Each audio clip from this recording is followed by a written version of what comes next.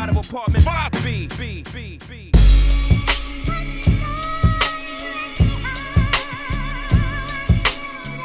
You're now tuned into the Apartment 5B podcast, where we chop it up about hip-hop, R&B, sports, love and life. Hosted by Kill.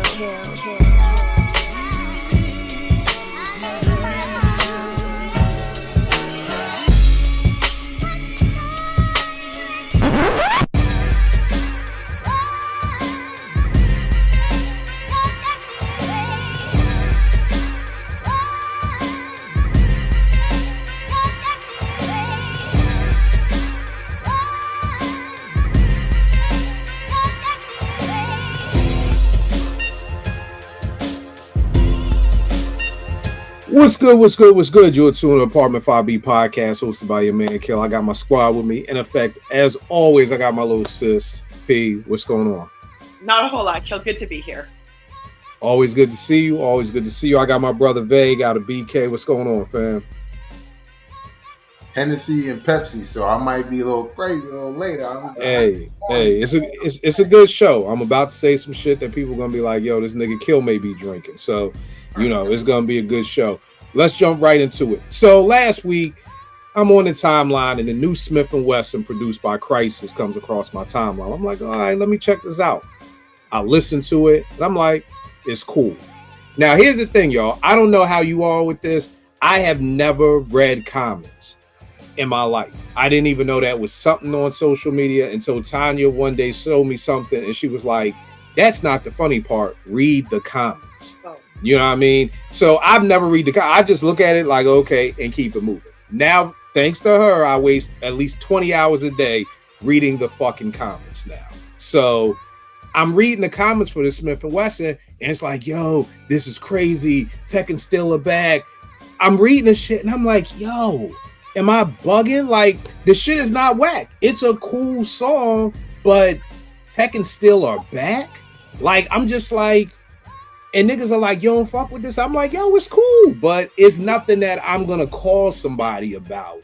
Like, yo, did you hear this new Tekken still? So that's what we're talking about this week. When is the last time you came across an artist, a song that was so dope that you felt like, yo, I gotta pick up the phone? I know now all we do is text each other, but I mean, no, I'm gonna pick up the phone and call somebody like, yo, did you hear this? So we're gonna be looking at that. And then we're also going to be looking at times when in the past that we did that for, because there's somebody young out there, 40 and under, who's going to be like, well, I don't know if I ever did that. So we're going to give y'all some examples of, yo, when I heard this, I immediately called. Or when I heard this, as soon as I got an advisory at school the next day in high school, I was like, did you hear this? So that's what we're going to be chopping it up about this week. P, when is one of the last times you heard somebody or you heard a song and was like, I gotta call somebody and tell them about this? Oh man, I want to say. And these don't have to be in order. These don't have to be in order. It can be like, hey, these are just the last 5 times I remember. So it don't gotta be like I did this in 2024. Okay. So, just the last 5 times. One of the ones is when Tracy Lee dropped Glory, and I've heard. Well, the whole album, but Dewy Eyes, that one, that's my favorite song on the album still. And it changes, but it's still one of my favorites. And when I heard that, I was like, first of all, Trey is singing on there, and I love it. Second of all, he's rapping on there, and I love it. And it's a dope song, dope concept. I talk about Glory all the time because it was one of my favorite albums out in the last, it was one of my favorite albums that year. It's been one of my favorite albums out in the last 5 years. So for me, that song was just like, oh my God, I gotta call people. People need to know about this. I was posting about it all over the place at the time of the drop, and yeah, Dewy Eyes. All right, no doubt. And do you have a song from back in the days, in the 90s, that you remember when you heard, you was like, yo, I gotta call somebody and tell them about this? Yeah, well, a song specifically, or could it be a whole album? Whole album. I'm sure it's going to be a whole album. Outkast's Aquemini. Like, that album was, God, like, loved that album out the gate. Like it was just such a dope listen, dope sound, totally different than anything else. And I remember I was in Phoenix, Arizona. I think I've talked about it on this show before when I popped the album, and that whole conference that I was at was all about that Aquemini album. Like it was just, so Aquemini. All right, no doubt. All right, one of the joints, the last time I remember calling somebody about something, I mean, to me, this is almost like the Big Joker, is Jay Electronica's Exhibit C. You know what I mean? I remember hearing that immediately. I called my man Jace like, yo, this shit is crazy. You know what I mean? Like, I was calling everybody because for a while when he did the whole Cecil B. Broad Street Mass, I thought he was from Philly. So, you know, I'm like, yo, the boy from Philly, whatever. And I honestly think, and tell me if y'all agree with this, I think this is one of the dopest songs over the past 25 years, you know, since 2000. I mean, everybody, I think everybody still to this day talks about this song. I honestly think this one song, and that's what I missed about that time, because it reminded me of the 90s when you could just hear one single and be like, this may be the next one. And to me, that's an example of what I'm getting at right now with this show. Because before we start recording, for people watching, I'm bored with hip hop right now. I feel like hip hop is like the NBA. I love the NBA. I always league pass. I haven't watched a fucking game this year. That's a punishment to me to make me watch a whole game. I will watch the last 5 minutes of a close game, and that's about it. I'm more excited for the trades. I was like, yo, let me record first take to see who gets traded. The trades are more exciting to me than the actual game is. And that's what I loved about Exhibit C. Like, this dude dropped, because we heard Exhibit A. I want to say, vague, correct me if I'm wrong, because you're better with dates than I am.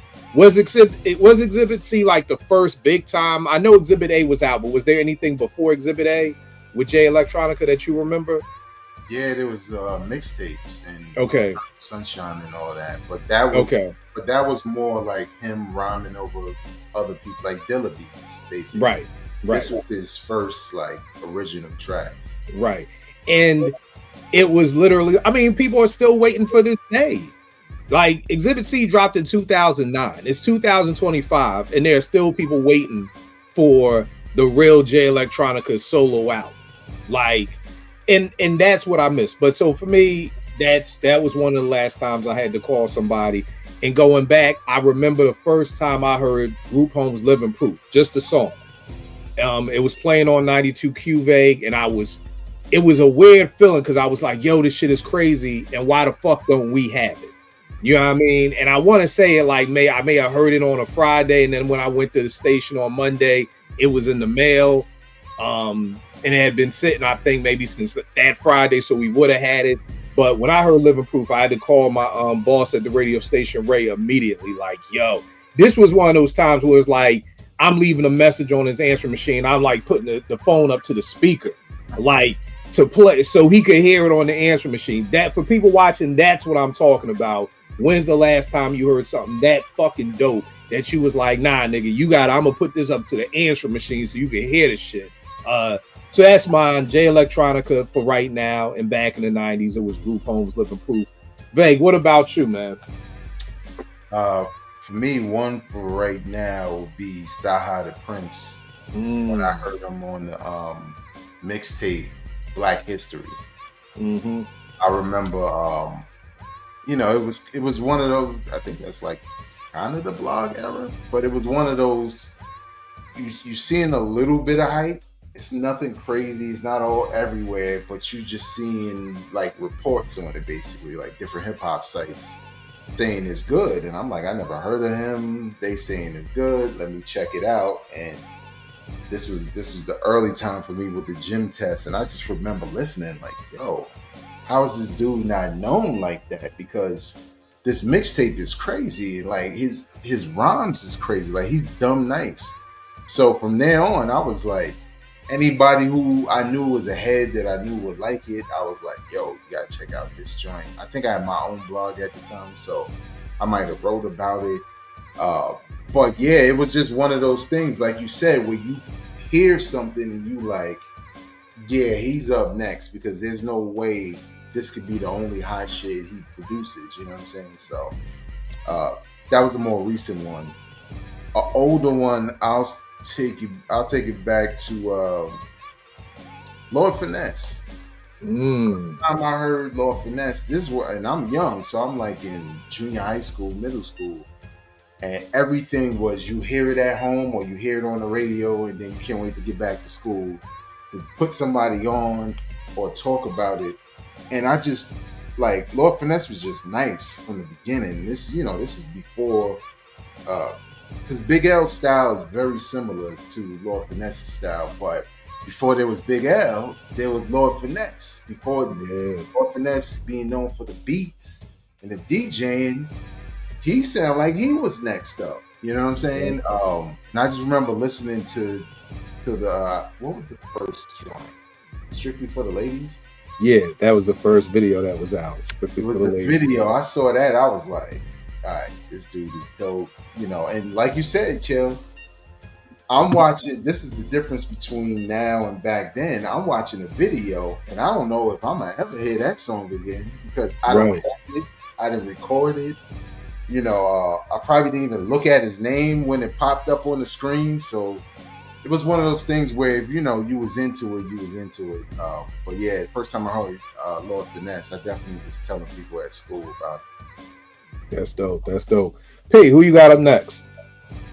For recent, I'm going to go with Blue, and the song is It Never Rains in Southern Los Angeles, and off of the long Red Hot Los Angeles Summer Night. And I talk about it all the time on this show, that album makes me feel like, it feels like LA. So when I heard that, the first thing I did was call my cousins in LA, and I was like, you guys, like, you've got to hear this. Like, doesn't this encapsulate, like, just being, because they live in LA. So I'm like, doesn't it feel like LA to you?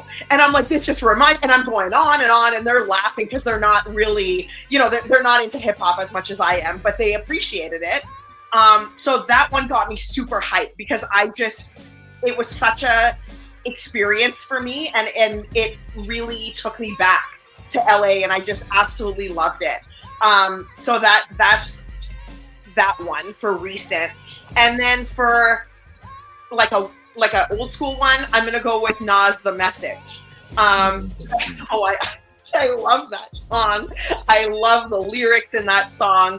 And that was one that I remember being like just mind blown at how dope it was. And yeah, literally being like, yo, you guys need to hear It Was Written. And it was back in the day when you could listen to, CDs at the CD store before you bought it. So I had people call me back and be like, yo, like, that's a dope song and an album entirely. So yeah, The Message from It Was Written was definitely one.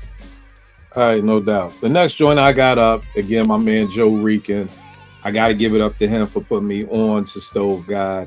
From the second I hit play and heard Rolls Royce brake lights, it was I was telling everybody. I was making Tanya sit here and listen to this. I was like, listen to what this nigga just said. Like, I'm telling Naomi, like, you can't bird, but you got to stand on the bird's back to box me, nigga. Like, you don't understand what he's saying. Like, this nigga moving like Nikolai Volkov. I'm like, Nikolai Volkov was a wrestler in the 80s, and this album, and I love hearing people on here. Rel talks about how, yo, nigga, you talked about this shit so fucking much.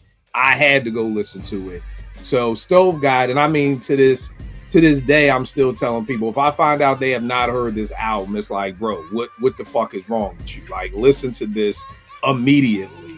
One of the few people in 2005, I'm no longer listening to drumless hip hop unless it's Rock Marciano or Stove God. There was the only two people who can get away with that shit from now on.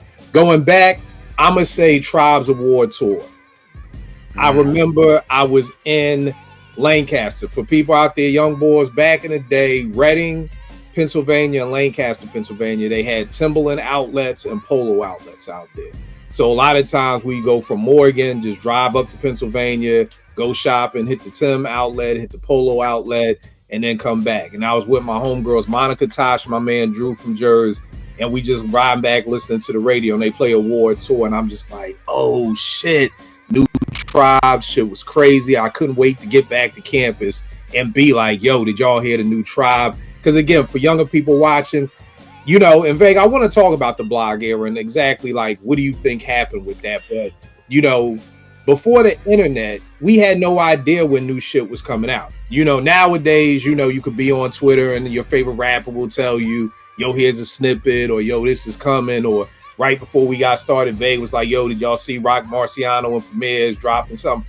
That's all through social media. But back in the day when there was no social media, you had no idea when you would just turn on the radio and hear something brand new. You know what I mean? And you weren't, you know, you just didn't know. So it was like, bet, I cannot wait to get back to campus and tell everybody about this award tour.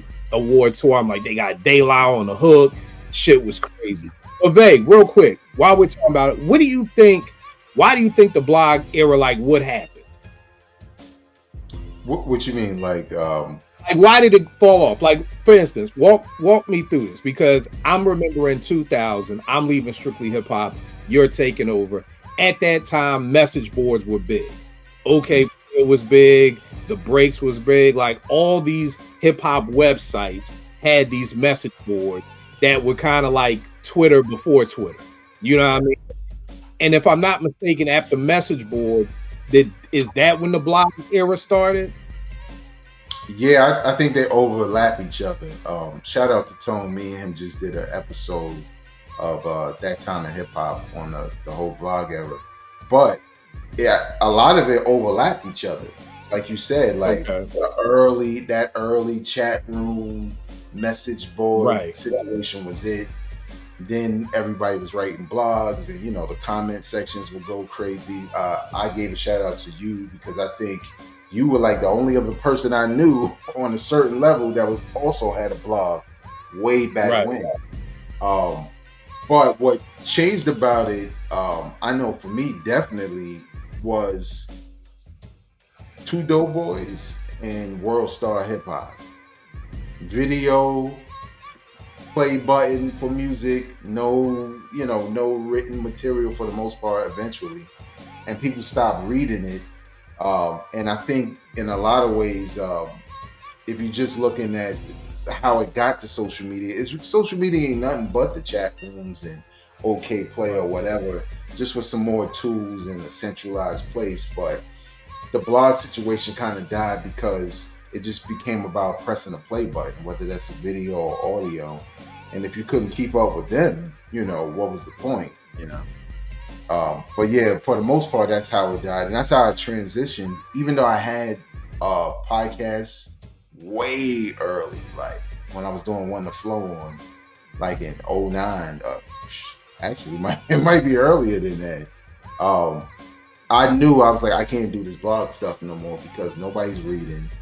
Two Dope Boys is getting exclusive. So it's not like me running and finding like, oh, I got it, and let me put the embed. Like, nah, it was a losing battle. So I think, the timeline is, you got the chat rooms, you got the message boards and all the other sites like Boxton, and then you have podcasts being born out of that, and obviously social media. So it's what we have now is just the evolution of what was. So right.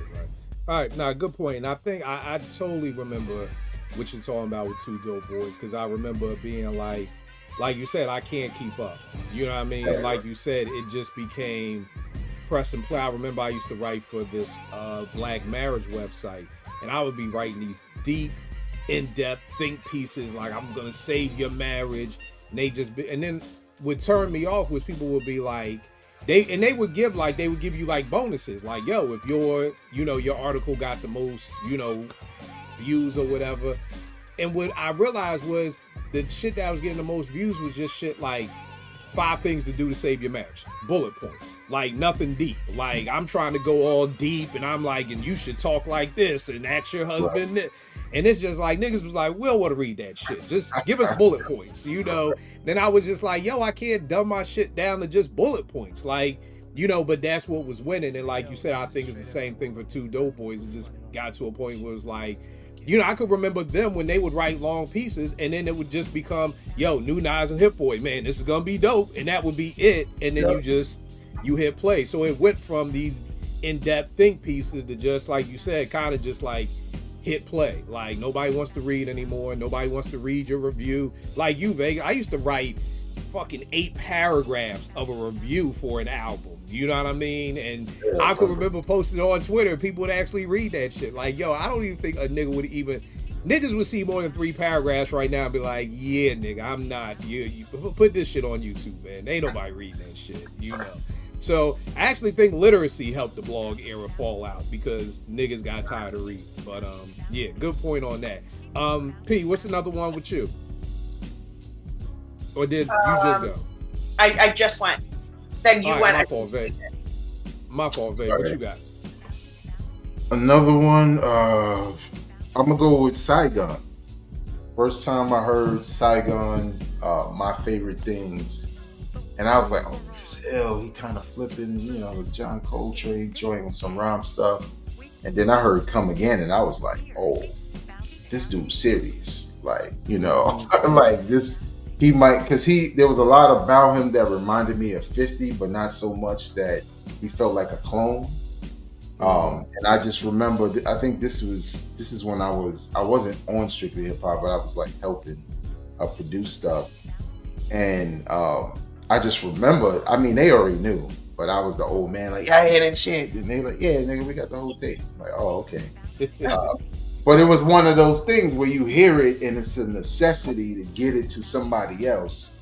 And again, you hear that mixtape from Saigon, and you absolutely believe he's up next. Like, he's too nice not to be in a conversation with this music. So, old joint. What was it? Oh, The Woo. So. It wasn't Protect Your Neck, because I remember seeing the video thinking it was dope, and then Method Man was dope, and everybody was talking about it. But I heard Cream before the video and before the album in a barbershop. I think I wrote about it in my book, in a barbershop in downtown Brooklyn. And I remember because you know how them bootleg joints be, like the beat was playing mad long before somebody actually rapped. Right. But the beat caught my attention, and I'm in a barbershop and I'm trying not to be thirsty, but I'm hearing a beat like, what is that? And then I hear, I grew up on the crime side, New York Times side. I didn't think it was the same guys from Protect Your Neck until the dude say, yo, this is The Woo. And they coming out with this joint. And I just remember, like, again, they not giving me a copy. I'm not listening to it, riding home or none of that. I just committed it to memory, and whoever I could tell, like, I heard this shit in the barbershop. Niggas was talking about this. The beat was crazy. Like, you just had to describe it. But I remember, again, like, it felt like it was my hip hop duty to make sure somebody else knew that shit existed. And then when the video came out, it was like, oh, I saw that shit you was talking about. I was like, yeah, that's it. You heard it. So yeah. That's dope. Woo was one of mine. The funny thing is, my man Michael Jean Jock, shout out to my man. He was like the neighborhood Devo back in the day. He was like, yo, I was in Staten Island with my cousins. It's these niggas coming out called the Wu-Tang Clan. And I never forget. I was like the Booyah Tribe? Like, he was like, no, they ain't not like the Booyah Tribe, nigga. And I'm like, well, Wu-Tang, Booyah, like, what the fuck? He was like, nah, man, they mixing karate with hip-hop. The shit is dope or whatever like that. And then he didn't even have nothing. He was just like, yo, they coming or whatever. Then when I heard Protect Your Neck and Method Man, same thing. It was like, I don't know anybody who wasn't telling somebody about the Woo at that time. You know what I mean? Because it was just crazy at the time. So I definitely feel you on Wu-Tang. Let's take a pause right here, because I want to kind of... Am I bugging y'all? Like, Porsche, are you bored with hip-hop? No, I'm not. Okay. Because for me, like, again, I think we talked about this a couple years ago when we were doing maybe it was last year, the year before, I don't know. But anyways, when we were talking about our top 10 for the year, And for me, like, I remember people were like, but it was kind of weird and it was, kind of disappointing and it was a letdown. It wasn't anything exciting. And I was like, it was a 5 mic year for me. All my favorites, these independent artists, are coming out the woodwork with these quality albums. So for me, no, I'm not bored with hip hop because I feel like my 5 favorites keep me going the whole year, every year. Like, they're best work ethic, always putting out something.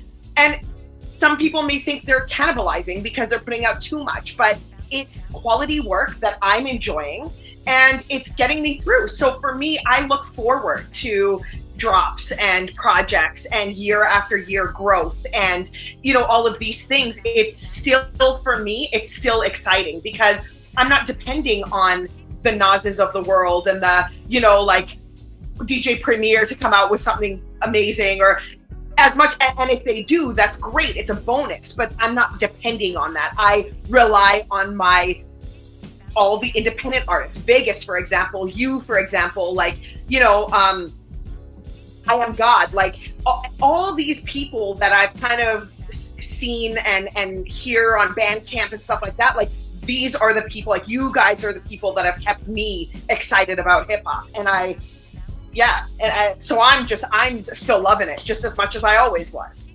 That's so fucking dope. That's dope. Veg, what about you, man? You bored? I'm not bored, but I am tired. I think a lot of that has to do with what I do as far as content creation. And some of it is my knack to want to discover new dope shit. So, like I can't pass up an opportunity to at least check it out. You know what I'm saying? Right. Especially if it's people who music I've enjoyed in the past. I think in a lot of ways, most of it has to do with the output for some artists, right? Because I think for other artists, it may be fine. Like Currency, I don't care if he drop every month. Like, I'm going to check it out. I might like all of them. But then there's some where I think I hold their pen to a higher standard. So when lyrically I feel like they're subpar on, let's say, 2 projects out of the 3, that kind of takes something away from, me wanting to be excited about the next year and the next round of albums. And I think a lot of it, is just from the eras we come from, man. We ain't used to getting this much music. And to Portia's point, to even hearing independent stuff like that. Like before, you know how independence went? Nigga run up on you, yo, man, I got a tape. You like, ah. So, could be hot, but it's now it don't matter. You can just press play. So, and I think, Veg, you make a great point of just you're tired, because I'm just sitting here looking at the best of 2004 show we did, and I'm like example, when Snoop's album dropped, I was like, yo, this shit is crazy, this shit is amazing, I love it. I ain't played that shit in like a month and a half.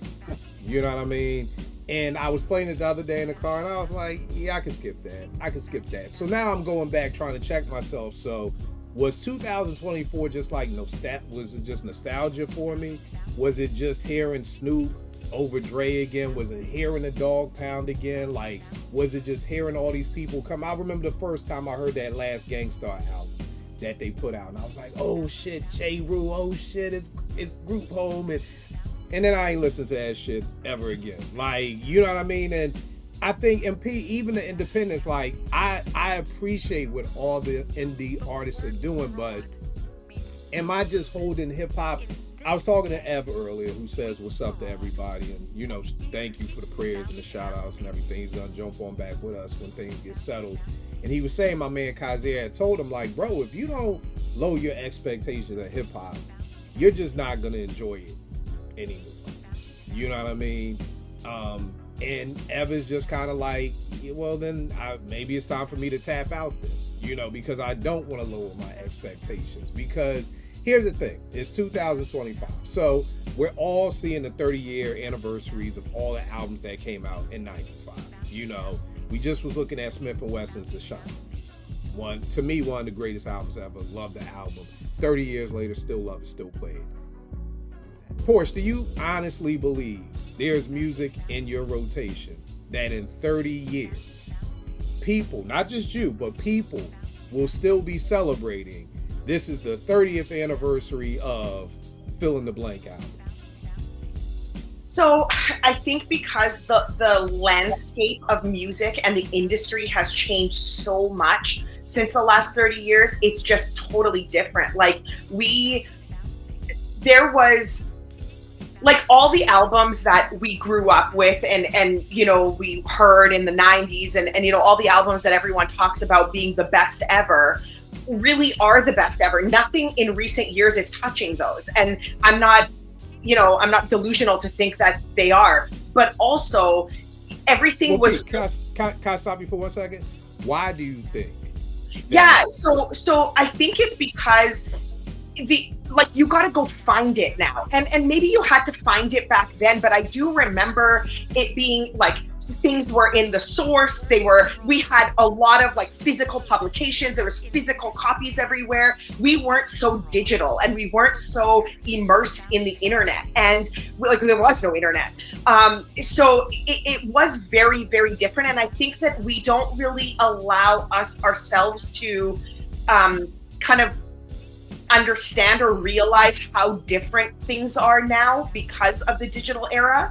And because of that, it's just different. So, and what I mean by that is, to your first question is, do I think that my favorite albums, so I'm talking like 21 Grams, Glory, like any of the blue joints that have dropped in the last 3 years, like any of these, are they going to be celebrated? Probably not.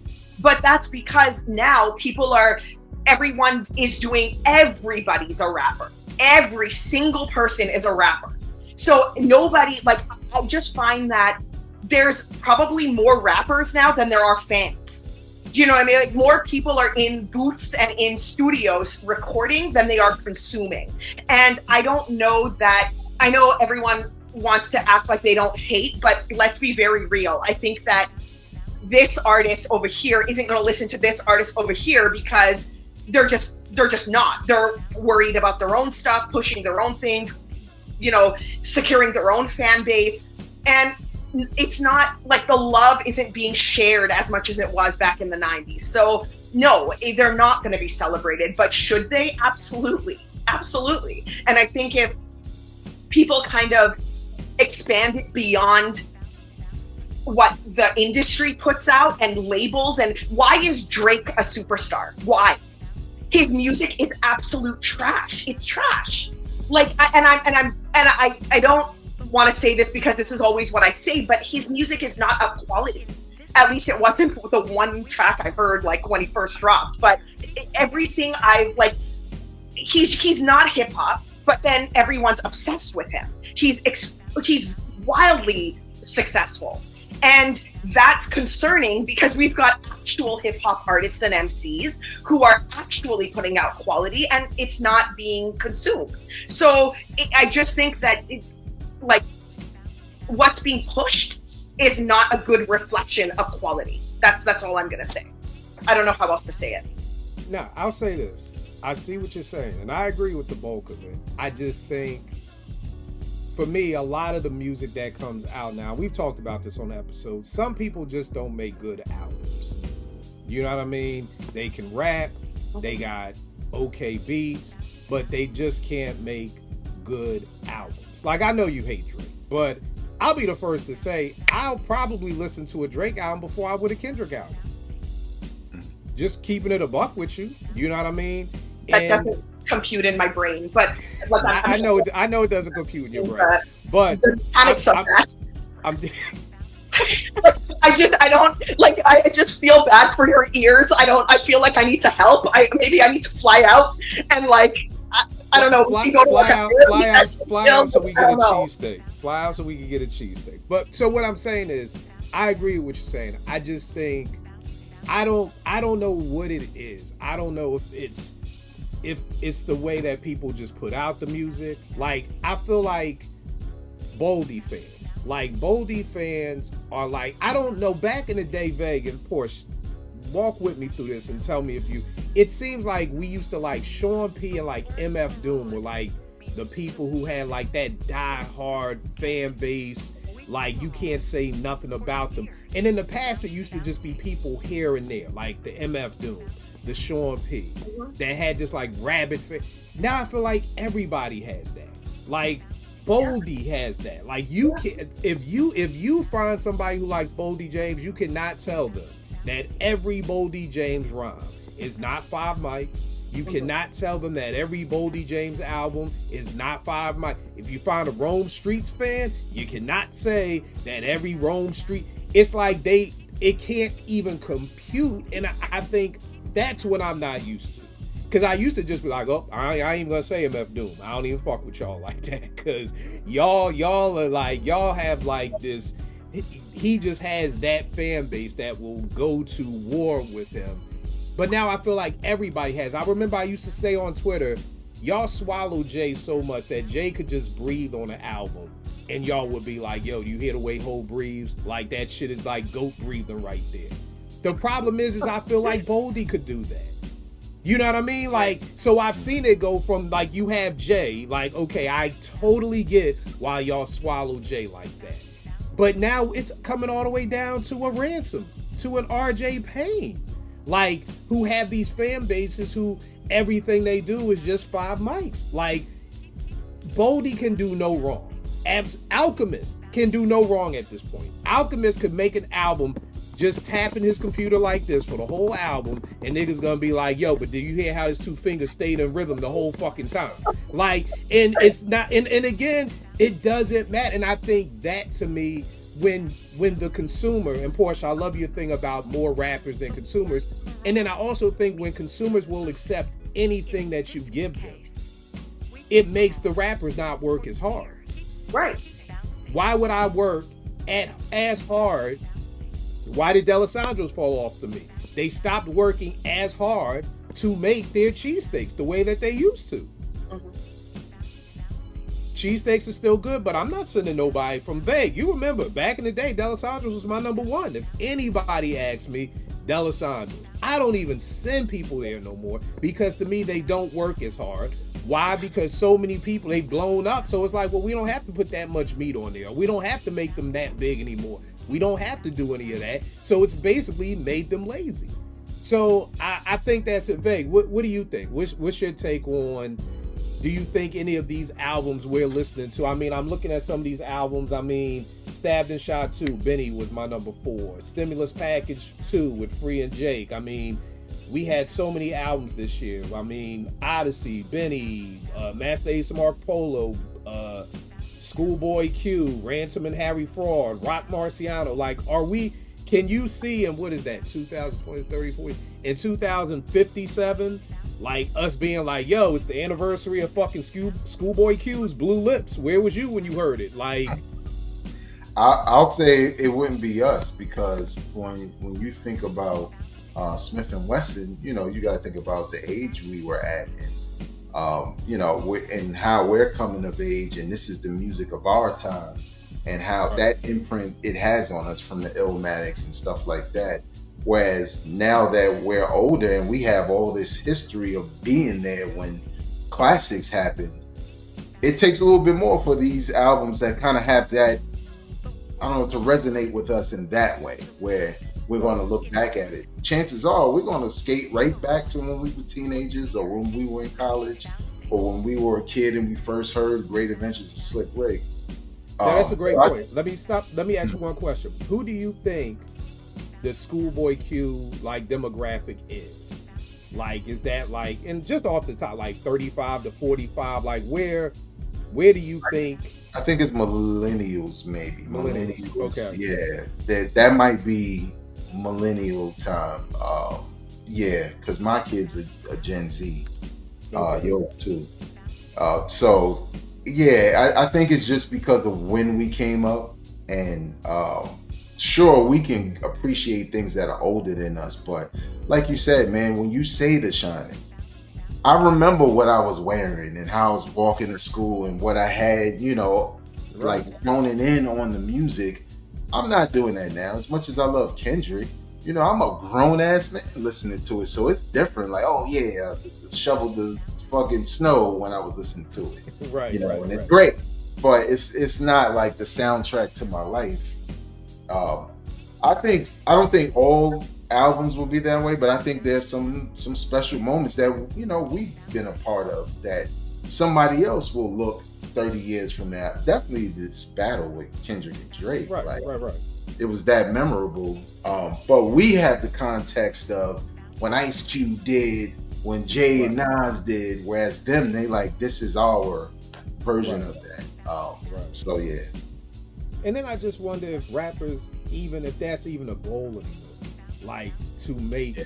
But see, I don't know if that was a goal. I don't know if EPMD went to studio in '87 and said, "Yo, let's make this strictly business, like a classic album. Let's make an album that will be talked about for 30 years." Or they just went in and they just made great music. You know what I mean? You know what I think it is? What the difference is, and obviously it's not for everybody. I think dudes back then, especially the 90s, were just trying to be the best. So it wasn't about let's make a classic album. It's like our shit is going to be the best. Now I think there are dudes who will tell you that 1,000,000 times in a row, and when you press play, you like, this ain't it. Like Westside Gunn will make you think every album he's about to drop is the greatest album ever. And I love that about him. But then when I press play, I'm like, nah, it's the same thing, man. You're shooting at me. Like, that's right. That's what you doing, so. But maybe then I wonder, and again, I think it comes back to the consumer because we accept that. Because then the West Side stands are gonna say it's the greatest album ever. You know what I mean? So that's the other problem. It's like it almost comes down to a sense of pride. And like you said, I love what you said. People were trying to be the best. Right. So to be the best, that means we gotta kind of how Tip was like, yo, I heard Straight Outta Compton and it made me make Low End. And then Dre's like, I heard Low End and it made me make The Chronic. Like I'm continually listening to what people are putting out. And it was a combative sport. It was, I want to be the best. Primo saying, yo, wait till you hear this piano sample I got the RZA talking about J. Rule's the original. And then RZA like, nigga, I got a piano for you talking about Cream. Like, it's this constant back and forth of I want to be the best. I want to be the best. You hear producers saying, I was making these beats so that other producers will respect me. And you're hearing MCs saying, I was writing these rhymes so that other people will respect me. And I don't think we get that anymore. I think through a lot of these episodes, we've come up with different reasons. The chorus episode, nobody's in the studio. People recording by themselves. Like, I think there are a whole lot of reasons that fit to this puzzle of like, damn, like, why is it like the love I had for Conway? You could have told me that a new Conway album would come out and I wouldn't even want to listen to it. Like, in 2020, vague, I was making them Griselda, The Year mixtapes, and no way in the world. It's literally impossible for you to go back in time 5 years and say, Kill, there will be a time when Conway will drop an album, nigga, and you won't even want to listen to it. I would have been like, you out your goddamn mind, nigga. Ain't never gonna happen. But when you drop 30 albums a year and they all sound the same, it's kind of like I've kind of heard. I don't know what else Conway's gonna give me because I've heard it all. And it's like that to me is the problem with dropping these. What is Boldy gonna do new? Is Boldy gonna come out with a new rhyme scheme? No. Yeah. Is Boldy gonna find drums all of a sudden in this year? No. Boldy is gonna keep doing what Boldy has done. And I guess it's maybe the younger generation doesn't mind that. Maybe they don't. Maybe they did grow up at a time when it was okay to just keep doing the same thing over and over and over again, and every album sounds the same, and everybody sounds the same. I don't get how nobody is like, yo, put some drums, stop biting rock, get off rock dick. Like, right. Nobody is saying that. That's why I love Rock Marciano's song Bebe's Kids. Like, nigga, I followed all you little motherfuckers. But why aren't the fans saying that? Because now it looks like Rock's hating. Like, oh, why Rock hating on Westside and them? Well, because they fucking stole his shit. That's why he not hating, but he just calling a spade a spade. So I think it's with everything. Porsche, same thing. I love more rappers than consumers. It's, and then too, the consumers will fucking buy anything that you put in front of them. I feel like Nipsey started it with that $100 mixtape, and then what's my man who was down West Side Gun? Mac Hami. Then he came with the, it's a piece of art. Spend $200 for it. It's like I think niggas just forgot how to think for themselves. And be like, nah, nigga, I'm not paying $200 for your house. You know what it is, Kill? It's also the stan base has crippled the artist. And why I say that is because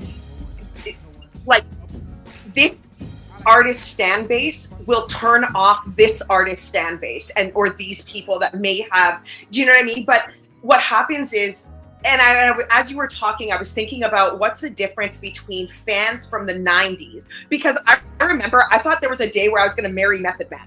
I was in love with Method Man, and I thought I'm going to marry Method Man one day. But what was the difference? I was I loved Method Man. I was a teenager at the time, and I was I'm it was just the love of my life. But obviously we grow and we learn. But what's different is people still act that way now, but it's so much worse because these artists are now accessible, right? So what happens is this reinforces the stan behavior, because now you actually, Method Man, I had shit about Wu-Tang all over my locker, all over my freaking room, but nobody's seeing it. Method Man is never, ever, a day in his life gonna know that Portia in Canada loves him. Not a chance. But now, because of how accessible artists are, they very well might see, I don't know, Judy Jane out in freaking Oklahoma obsessed with whoever, and now it becomes a reinforcement because that said artist is gonna like a tweet, is gonna respond to a tweet, is gonna follow on an Instagram. And then that just reinforces the fanaticism. And that is actually crippling to an MC because, as you said, Kill, and this is what I think happened to J. Cole, is all the fans just consume whatever they give out. And eventually, they're not going to work as hard. Period. It's just going to be, I can give them whatever, and they're just going to eat it up. And it's a short-sighted view. Because it's good for right now. But as you said, in 30 years, where are you? Right. Your legacy doesn't extend beyond the next 2 years, if that. We've talked about it on the show where after a week, people don't talk about drops anymore.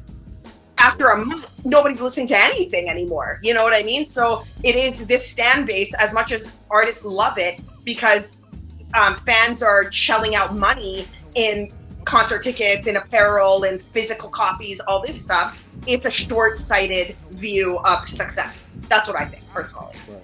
No, I think that's a great point, because with that is now you're able to say, hey, I was talking to Big Daddy Kane the other day. I can't imagine how I would have been in 1988 as a 14-year-old kid if Big Daddy Kane's my favorite MC. Everybody at school calls me Big Daddy Kill because I'm dark-skinned with the high top fade. And I'm and I tweet something and this nigga responds, and God forbid if he started following me back, I probably would have been a stan too.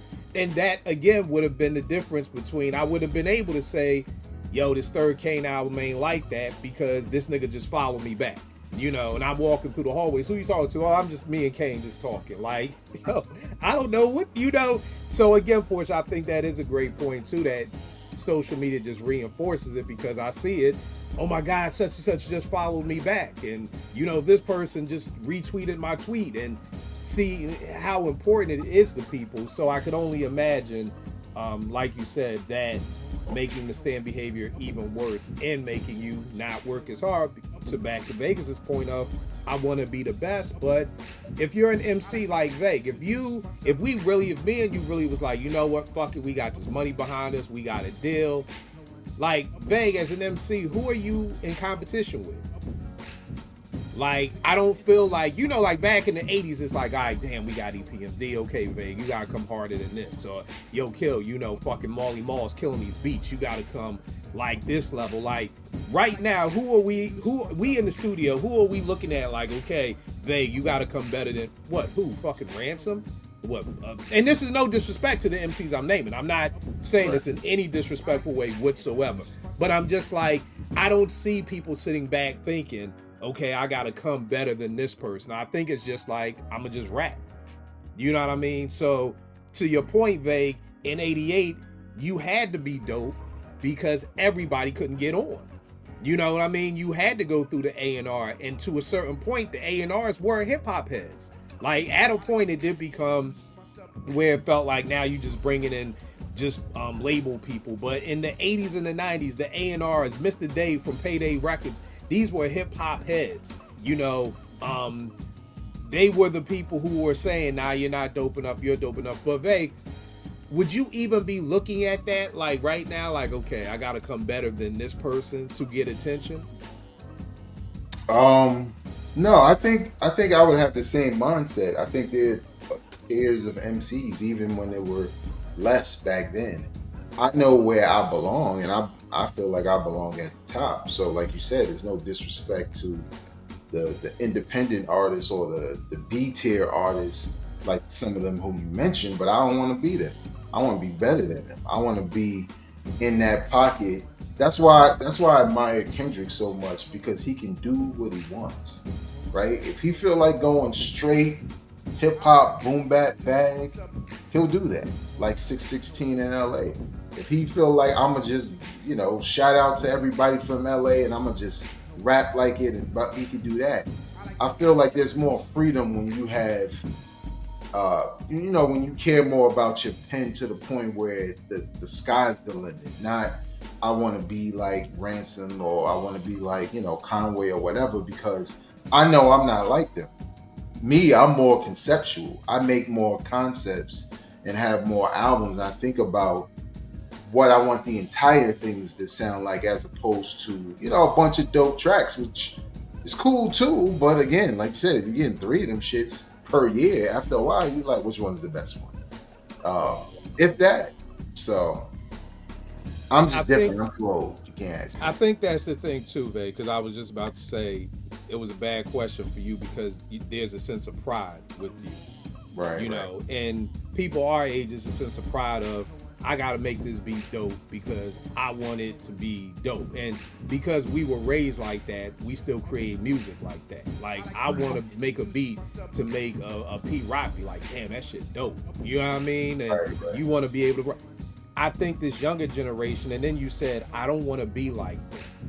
And I think that's the flip. For a lot of these younger people, they do want to sound like West Side. They do want their beats to sound like Alchemist. They do want their rhymes to sound like Ransom. So what's happening is we're just getting more and more and more copycats out here, because it's not, like you said, I want to be better than them. Whereas this, I feel like a new generation is like, no, I want to be them. So it's kind of just like, I think we all talk, and we talked about this before, and forgive me, I don't know, it was Mtume who said it, but it was like, God, I forgot what it is. It's like, oh God, it's like it's 3 levels. Like it's imitation, something, and then something else. It's like you start off at something, you're imitating someone. When I started making beats, all my beats sounded like Premiere 94. You know what I mean? And then eventually you grow to a place where you start finding your own lane, and then if you keep at it, then you'll eventually get your own sound. Now, to me, none of my beats sound anything like Premier or Pete Rock or Alchemist or none of the producers who I came up admiring. Whereas I feel like a lot of these people, they just stay in that imitation phase, because we've all done it. Like if you're a painter, you probably like Frank Morrison, one of my favorite painters, or Boo. You paint like them, and if you stay in that place, then you just keep looking like a Frank Morrison or a Boo and knockoff. You know what I mean? So I don't know if people are actually taking the time, the whole 10,000 hour thing of putting in and doing the work. If you do the 10,000 hours, then you go through those 3 phases to eventually come out on your end and have your own style. But I feel like a lot of these people aren't putting in the 10,000 hours, and they're okay with just staying in the first imitation lane. Like, I'm imitating, sounding like Alchemist, and that's just what I'm gonna keep doing. And I'm just gonna keep doing that until something new pops up. And then I'm gonna I feel like all these new people are like the youngsters, because the youngsters just moved to whatever hip hop was. Like, hey, little kids, hey, this is a little something for the youngsters. We just 3 cute kids from Philly. Okay, hip hop is hard. Fuck that, bald heads. Call up Tretch, KG. We in Carhartt suits now. Now we hard. Oh shit, let me grow my dark fade back. We from Philly again. Now we the illy funksters. I feel like that's what the majority of people do nowadays. It's like whatever tide hip hop is going, that's what we're gonna follow. But what you gonna say, babe? I was gonna say, man, I just think about like back in the days when, you know, like especially with Morgan, especially like '95, you know, like my freshman year and all that, with, you know, just random ciphers and dudes with different styles. You knew who was nice, right? Like if Bodie James was in the cipher, nobody was walking away feeling like that dude crazy. You might like it, right? Because he was different from everybody.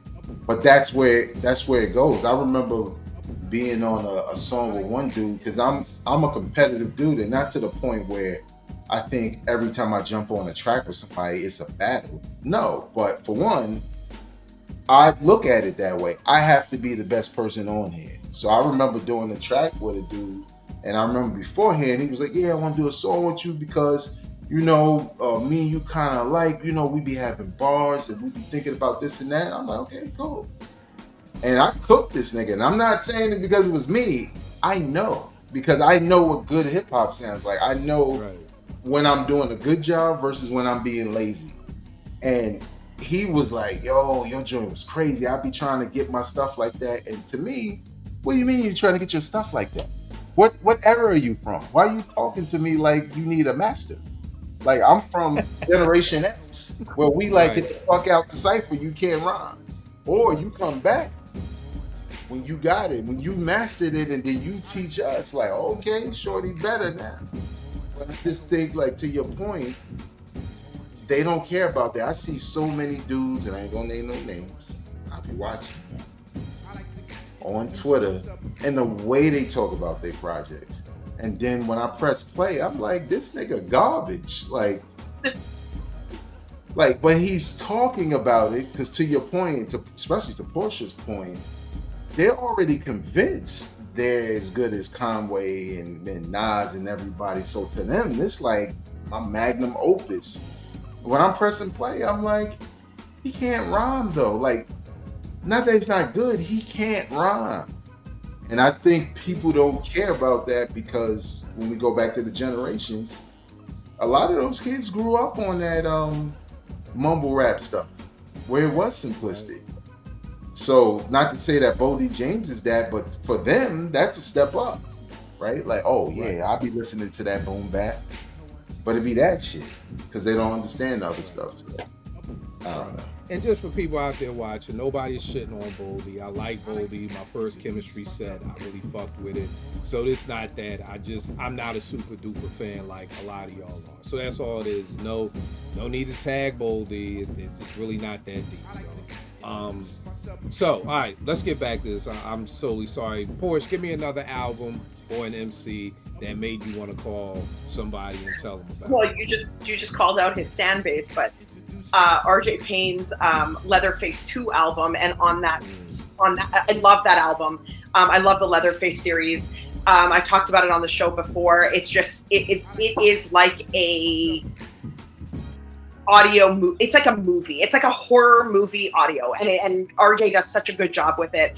And the track on there is Pennywise versus Leatherface, and that's featuring Rascass, and it's just I love that album, and then that song, I was like, yo, like Cass is just amazing. I think I like Cass more than most people, but in any case, that actually, and it dropped in the middle of the pandemic, and so we had all the time in the world. So of course, I was on the phone with people being like, yo, like RJ Payne's Leatherface 2 album, like, you know, this and that. So yeah, that one. And then my old school joint is going to be Wu Gambinos from Wu-Tang. Okay. That song is just epic. It is. everything that a classic. It's legendary. It's perfect. It's all of the things. So that one, as you guys said, when Vegas mentioned the Wu and Cream, everybody was excited about anything Wu-Tang related. So that was like a no-brainer. As soon as you hear it, you're on the phone, you're calling it out, you're telling people about it, and then of course everyone's listening to it. So yeah. No doubt, no doubt. The next one I got up, Conway's Reject 2. Man, I heard that and I was like, yo, this is some shit, man. I don't know who this dude is. And people have been telling me about Conway and West for a while on Twitter. People were, yo, they're dope, they're this, they're that. And I was like, I remember first hearing them on Royce's, I think it was called The Governor's Ball. And I was like, yo, this shit is dope. I actually thought Westside was a girl at first when he was rhyming or whatever like that. But with Conway, I was like, yo, this shit is dope. My only thing was 2 songs in, I'm like, this sounds very Rock Marcy-ish. This is really, and then the next track is Rex Ryan where Rock Marcy is on. So I was like, oh, okay, they crew or whatever. But Rejects 2, man, I just couldn't, I was calling anybody like, yo, this dude Conway, like, I wasn't saying he was the next big, but I was just like, yo, he just sounds good on everything to me. Like his bars, that's what he reminded me of Big. I felt like you could put Big over a break beat, that nigga would make that a song. I felt like that with Conway. Like this dude was just so nice. He could rhyme over whatever you want to put him over, and he's gonna kill it. The old one was J. Rule's Come Clean. I mean, I remember the first time I heard that, and it was just like, yo, did y'all hear that Water Drop song? Like, we ain't know what it was called. We ain't know nothing, but it's just got water drops in it. I remember Shorty's Vague on campus asking me about it who didn't even like hip-hop. Like, I was like, yo, you don't even like hip-hop. I was like, yeah, I know, but that drip drop song. Like, there was so many words for it because until there's no chorus saying come clean. You know what I mean? Like, you have no idea what the song is called. So for people watching, we weren't on Two Dope Boys and saw, oh, it's Come Clean by J. Rue the Damager, produced by DJ Premier. Like, niggas had no idea what it was. I remember Premier telling the story of Fat Joe playing it and running up on Premier like, yo, you want to front what? Jump up, you heard this shit. Premier's like, yeah, nigga, I did it. Like, he was like, you did this shit? Like, that's how hip-hop used to be for us. You heard it on the radio. You didn't know who it was. I mean, we knew it was J. Rue from Gangstar stuff, but it's like we didn't know the name of it or whatever like that. So, yeah, J. Rule's Come Clean was definitely a joint that was crazy. Babe, what you got up? All right, I'm going to go Conway also, but before he got shot in 2007, Welcome to the Bad Side. I had heard him prior to that because, again, I was working with Strictly Hip Hop on the producer side, and I remember I think Ak at the same time had discovered him, but I was just like, damn, this dude freestyles so crazy. Like, who is this? I didn't know where he was from, none of that. And I just remember, like, he was somebody to look out for, but then he got shot. And, I thought, like, damn, like, I was thinking about Kid Hood. Even though he had a verse, I was like, man, this nigga was about to go crazy and he gets shot. But then I remember him, as you said, coming back after that. And definitely with Westside Gun. But I remember back then hearing him like, yo, this dude he's mad nice. Like, and you go around again, you go asking people, have they heard about him? But I'm just glad he was able to come back from that because I was so hyped back then, 07, 08, and I just felt defeated when he got shot because, Big and Pac just died not too long before that. So I'm like, damn, like niggas can't just get out the hood. Like, you know what I'm saying? So back then, Conway was dope as shit too? Yeah. His face was just, regular. He kind of sound the same, you know what I'm saying, for the most part. I mean, we know him more now. But back then, yeah, he was the same dude. It's kind of like 50 before he got shot, right? Like he was nice. He got shot. You kind of hear the difference, but it's the same dude. So. Okay. And you said that's Welcome to the Bad Side mixtape? I think that was his first mixtape in 07. Okay. He had like a good 4 or 5 before he got shot. And then after that, I think that's when he came back with Rejects and Rejects 2, and you know, they took off from there. On some old stuff, Biggie Smalls, Party and Bullshit. I heard him on a bunch of niggas, and I was like, damn, who's that? Right? But it was just a verse. So it was like, okay, whatever. Then I saw a picture in the source that was about somebody else, but Biggie was in the photo, and I remember reading the caption like, oh, that's the dude? Because he had like a Carl Kanai shirt on, or a sweatshirt on. But he just had a verse. And then when Who's the Man soundtrack came out, and I saw like, oh, he got a song? I went and bought the single. I have it in the garage somewhere. And I just remember like, oh, he from Brooklyn? I was like, this nigga's nice. This shit.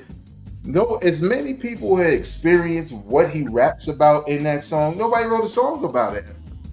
You know, project parties. That's why I didn't really go. Like, you know, my man was a DJ. Yo, come with me. Nah, nigga. Everybody gets shot in there, and most of the time it's not even on purpose. It's just somebody fucking gun goes off and you get shot. Usually in the ass too, which was crazy because I know mad people like, yeah, he got shot in the ass. I'm like, somebody aiming at their ass? Like, I didn't go to project house parties. I didn't give a fuck. But I just remember feeling like, damn, he's describing it to a T. You know what I'm saying? And the vibe of it and his feelings about it. And I just remember like looking forward to whatever he had next. And that's when the Mr. C put out the Best of Biggie mixtape, and from there on, it was like that was my tool to be like, yo, you heard of him? Listen to this mixtape, shit crazy. So, Let's go. P, what you got on that? Okay, for my recent one, I have Amir's 7 Day Beloved Theory and the song on that, Deacon Jones, and actually two, Boarded Windows. So for me, as you guys know, like Amir is one of my favorites, and again, quality music. So it was the lyrics, it's the concepts, it's the wittiness, it's the like leaving you with quotables and things like that. So for that reason, I mean, and that dropped recently, and I was like, yo, people gotta hear this. Like, I'm on the phone, I'm talking about it in conversations, like, it was one of those things where it's like, no, like, you gotta listen. And again, to your point, Kill, when you were bringing up, you know, are people going to hear about this? Probably not. And that's so unfortunate because that album is such a good album, you know? And it just is unfortunate that it's probably just going to kind of be overlooked over the years. But anyway, that one for sure. And then for my old school joint, I'm going to go with, oh man, Sky's the Limit by Big.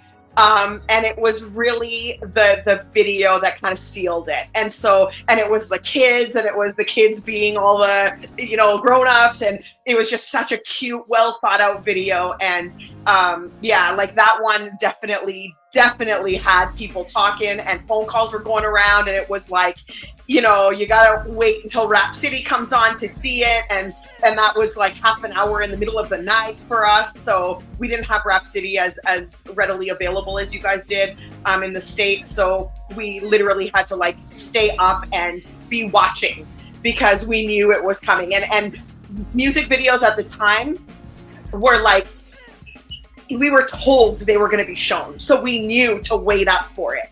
It was like, oh, you're going to see the new, like, you know, Notorious B.I.G. video, Sky's the Limit. So we were like, oh yeah, like that's the Rap City you need to watch. And they did that kind of with everything. So yeah, it was dope. All right, that's dope. The next one I got Killer Mike's Michael album.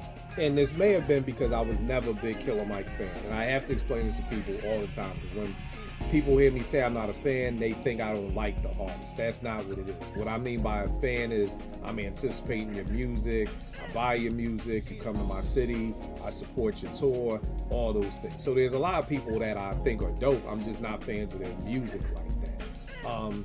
So I was never really a fan of Killer Mike. I like Run the Jewels, you know what I mean? But again, I'm not a fan. I'm not trying to go to no shows, anything like that.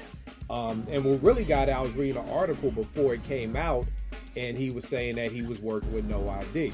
I love No ID. So, and me being a producer, I'm more intrigued by who's producing it. So I'm like, well, if No ID's doing the beats, I know the beats at least gonna be good. And I heard Michael, and I haven't stopped listening to it since. You know, I love the album. I think it's a 5 mic album.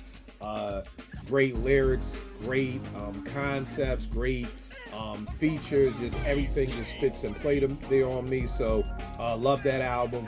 And I'm glad it won a Grammy. And we're going to be talking about the Grammys a little bit later too. On the old school tip, I'm going with Slum Village's Players. I was at 889.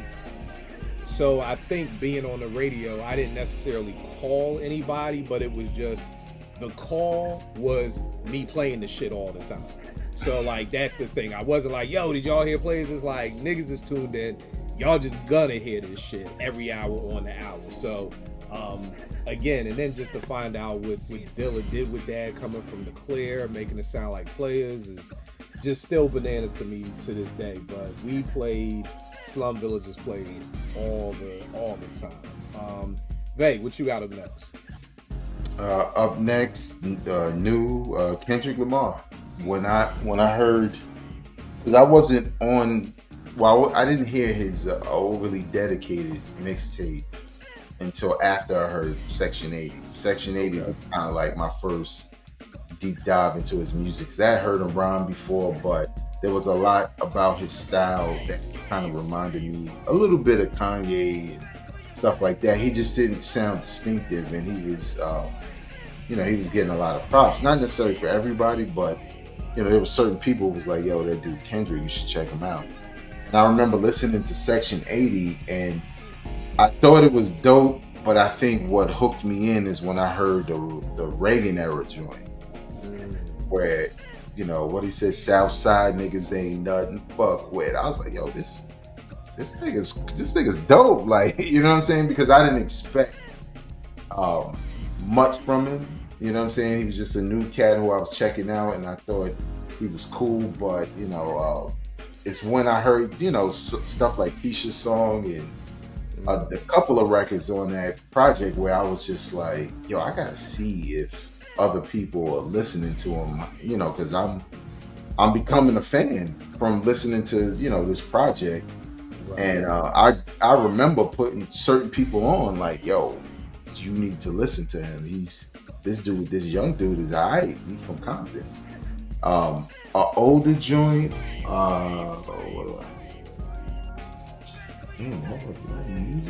Redman on EPMD's Hardcore. I was like, who the fuck is that? Like, you want to talk about rapping ahead of your time? Like, the way Redman sound on there, that sound like the albums that were going to come out around that time. You know what I'm saying? Like, he was a little bit ahead of the curve. So I remember it was a school thing, and I didn't even have that album. My cousin Will, rest in peace, he had it. And I remember, because, again, like Kill said, for one, depending on your age, depending on the income of your household, you ain't getting everything. I don't know these niggas on Twitter who had every album. I'm like, nigga, I had to bruise. Like, I could only get one. You know what I'm saying? But I just remember listening to that song, and I was so hyped when I saw like the Blow Your Mind single and all that came out. I used to have it on vinyl, but it was because of that hardcore verse where I was just like, I don't even understand this dude. Like, why is he this nice and different, and his voice is different, but he's articulate at the same time, and he's funny, but it's hardcore. Like, it didn't make sense. But again, you run back and you tell people, and Redman was like, it's kind of like basketball, right? Like, we got our eras of our favorite players and stuff like that. Penny was mine. That Redman was my favorite rapper for a while. Like he couldn't do nothing wrong. Every album came out until Malpractice, and that was the proper title because it was Malpractice on my ass as a fan for sure. But that's what, 4 albums before he got to something like that. Yeah. Like, he had 4 joints. So Redman's definitely the funny thing about Redman, my man Walt, my old head used to live across the street from me. He was messing with Carrie Mayo, who used to work up at the Source. So, he would always come back and tell me and his little brother Classic, like, so DOS had just come out. And he was like, yeah, y'all, EPMD is signing this new dude named Redman. And we was like, he ain't better than Das Specs, though. That nigga just looked at us like we was fucking two little stupid ass kids, like, nigga. Because at that time, Das was the dopest shit out. So it was like, hey, he ain't gonna be better than Das. And, well, yeah, there you go, Redman. Here's a funny thing for you, babe. Crazy shit I seen on Twitter, since you wanted to bring up Penny. Somebody had posted who was better, Penny or John Wall. Or John Wall. Here's the wild part, babe.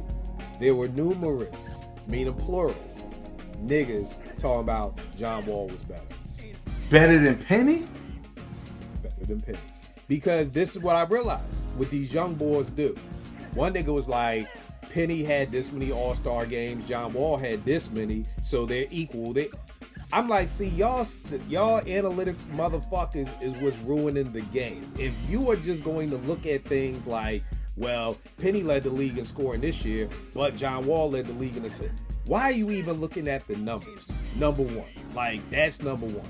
Number two, what I realized, Vague, we have to define the word outside. Shout out to my man. I don't know anybody's ad name, but this is my guy. And he was like, Kill, I was outside with you. I was like, nigga, how old was you in 95? That nigga said I was like 5. I'm like, nigga, I was like fucking 20. Nigga, we are not the same, okay? We were not outside. You can't, no, I apologize. He wasn't 5. He was in 4th grade. So that's like 10. And I'm like, bro, we're looking at ball totally different. Like, I am in college outside. Like, I am 21 in 95. You are 10. You are not outside. Outside has to at least start with you're in high school. So we have to define outside now, Vegas, so that I think people have defined outside to I was alive.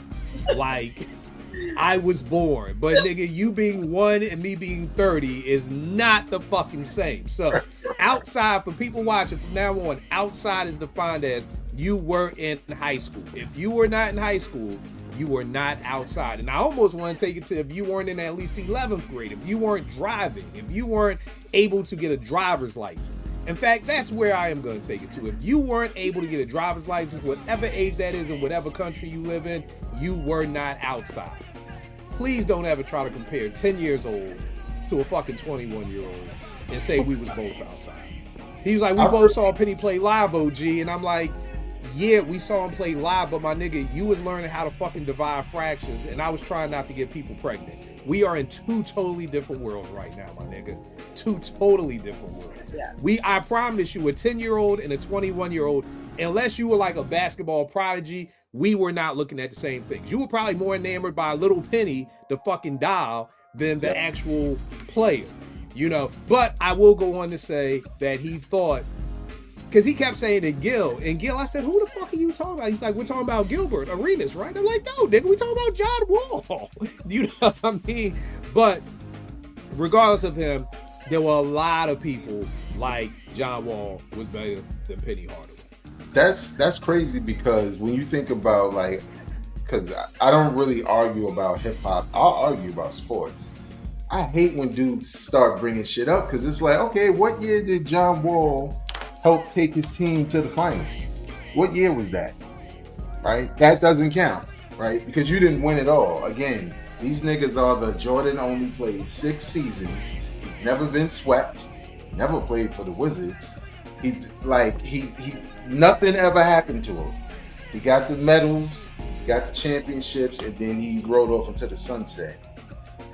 There's too much. Nobody passing along no John Wall fucking highlights. Like, the dog. Bro, the funniest thing is, I'm like, Penny at one point in time was a top 5 player in the league.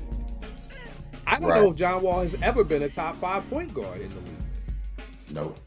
We're 2 totally different stratospheres. But you brought up Penny, so I just wanted to let you know the dumb shit I saw on Twitter this week. Because this is what people say. Well, John Wall had a signature shoe, so did Penny. So what the fuck? And I'm like, nigga, you ain't comparing these to no goddamn John Wall sneaker, are we? I know we're not comparing phones to whatever pair of sneaker John Wall was rocking with Adidas. But again, to this generation, it's analytics. It's, well, if John Wall had a shoe and Penny had a shoe, then they're equal. I just hope we're all saving money because nobody's paying in our Social Security, y'all. They're not. These young motherfuckers are not. It's not going to happen. So I hope we're saving. Porsche, what you got up for your last one, miss? Penny jerseys for my recent from Sky Zoo and Pete Rock's Retropolitan album. Do y'all see how we do this up here as a team? Like how it just went from penny to penny jerseys? Yeah, like, I love it, thought it was funny that I was going to say what a perfect segue, but then I thought you'll just know it was a perfect segue. So yes, that joint. Penny Jerseys was like the highlight of that album for me. I love that song. And I mean, I feel like everyone's heard it. That was kind of a craze when it dropped and we all talked about it. But it's like going down memory lane, and it's a very dope song for people who, as Kill said, were alive and outside at the time. So yeah, Penny Jerseys for sure. Definitely had me calling like everybody, being like, you need to hear this new Pete Rock joint with Sky Zoo. And people who were like, who the hell is Sky Zoo? And I was like, doesn't even matter right now, just listen to it. Like, you're gonna love it. And it was exactly that. And then for my old school joint, I'm gonna go with One More Chance remix by Big.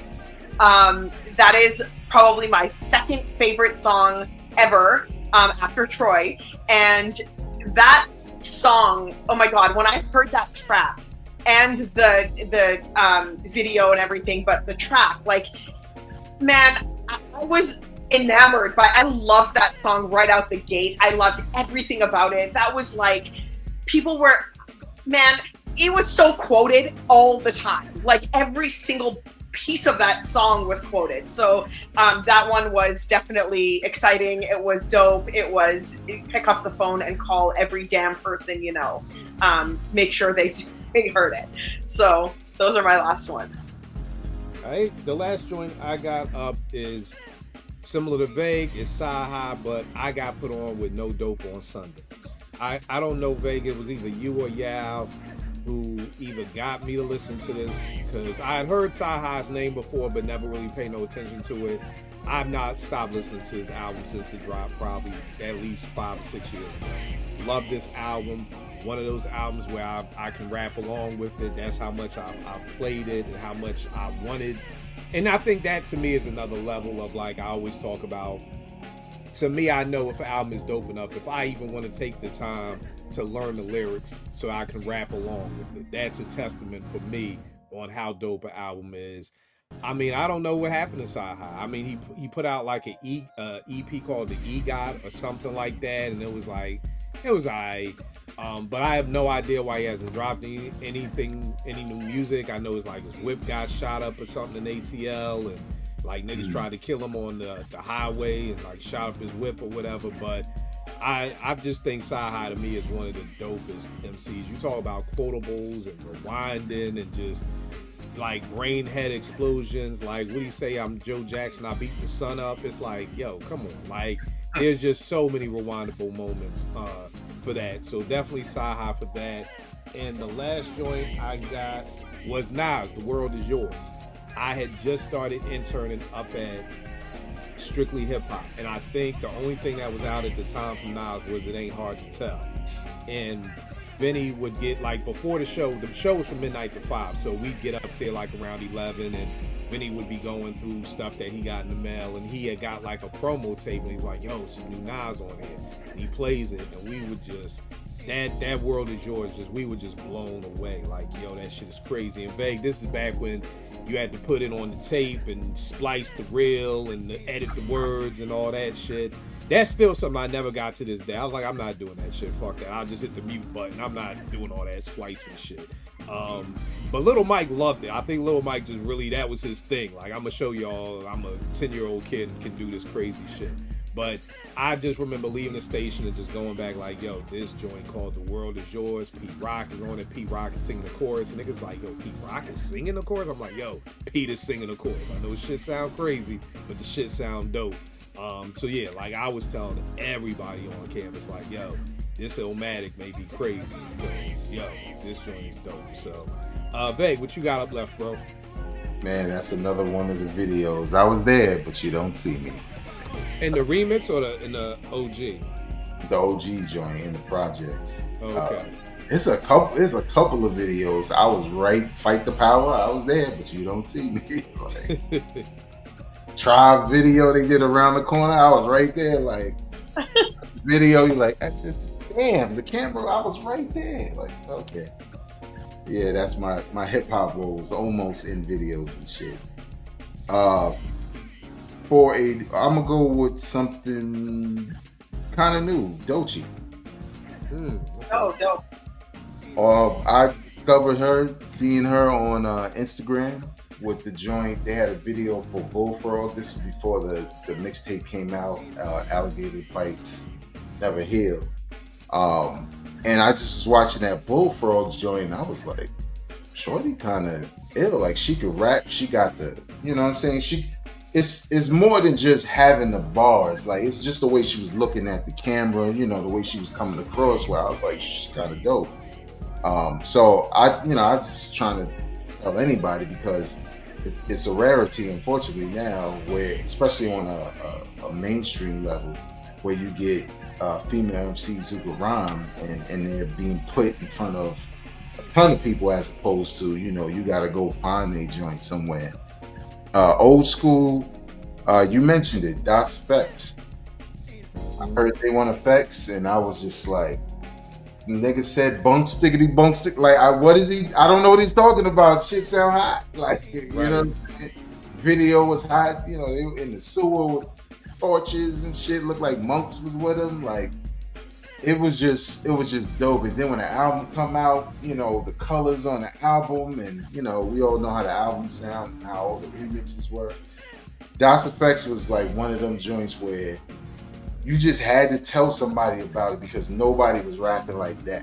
You know, it was that dope. It was that unique. So, damn, Tone pulled up with the civil rights looking. I was in a late dinner, man. I got caught in traffic, man. So I still wanted to jump in and show some love real quick, man. Yeah. Yo, did this nigga just say the civil rights suit? Yeah, he done called me Mega Evans up in this bitch. Yeah. That's how Tone be raining on them niggas on Twitter, man. They come Oh in my dump god, this nigga said Mega Evans.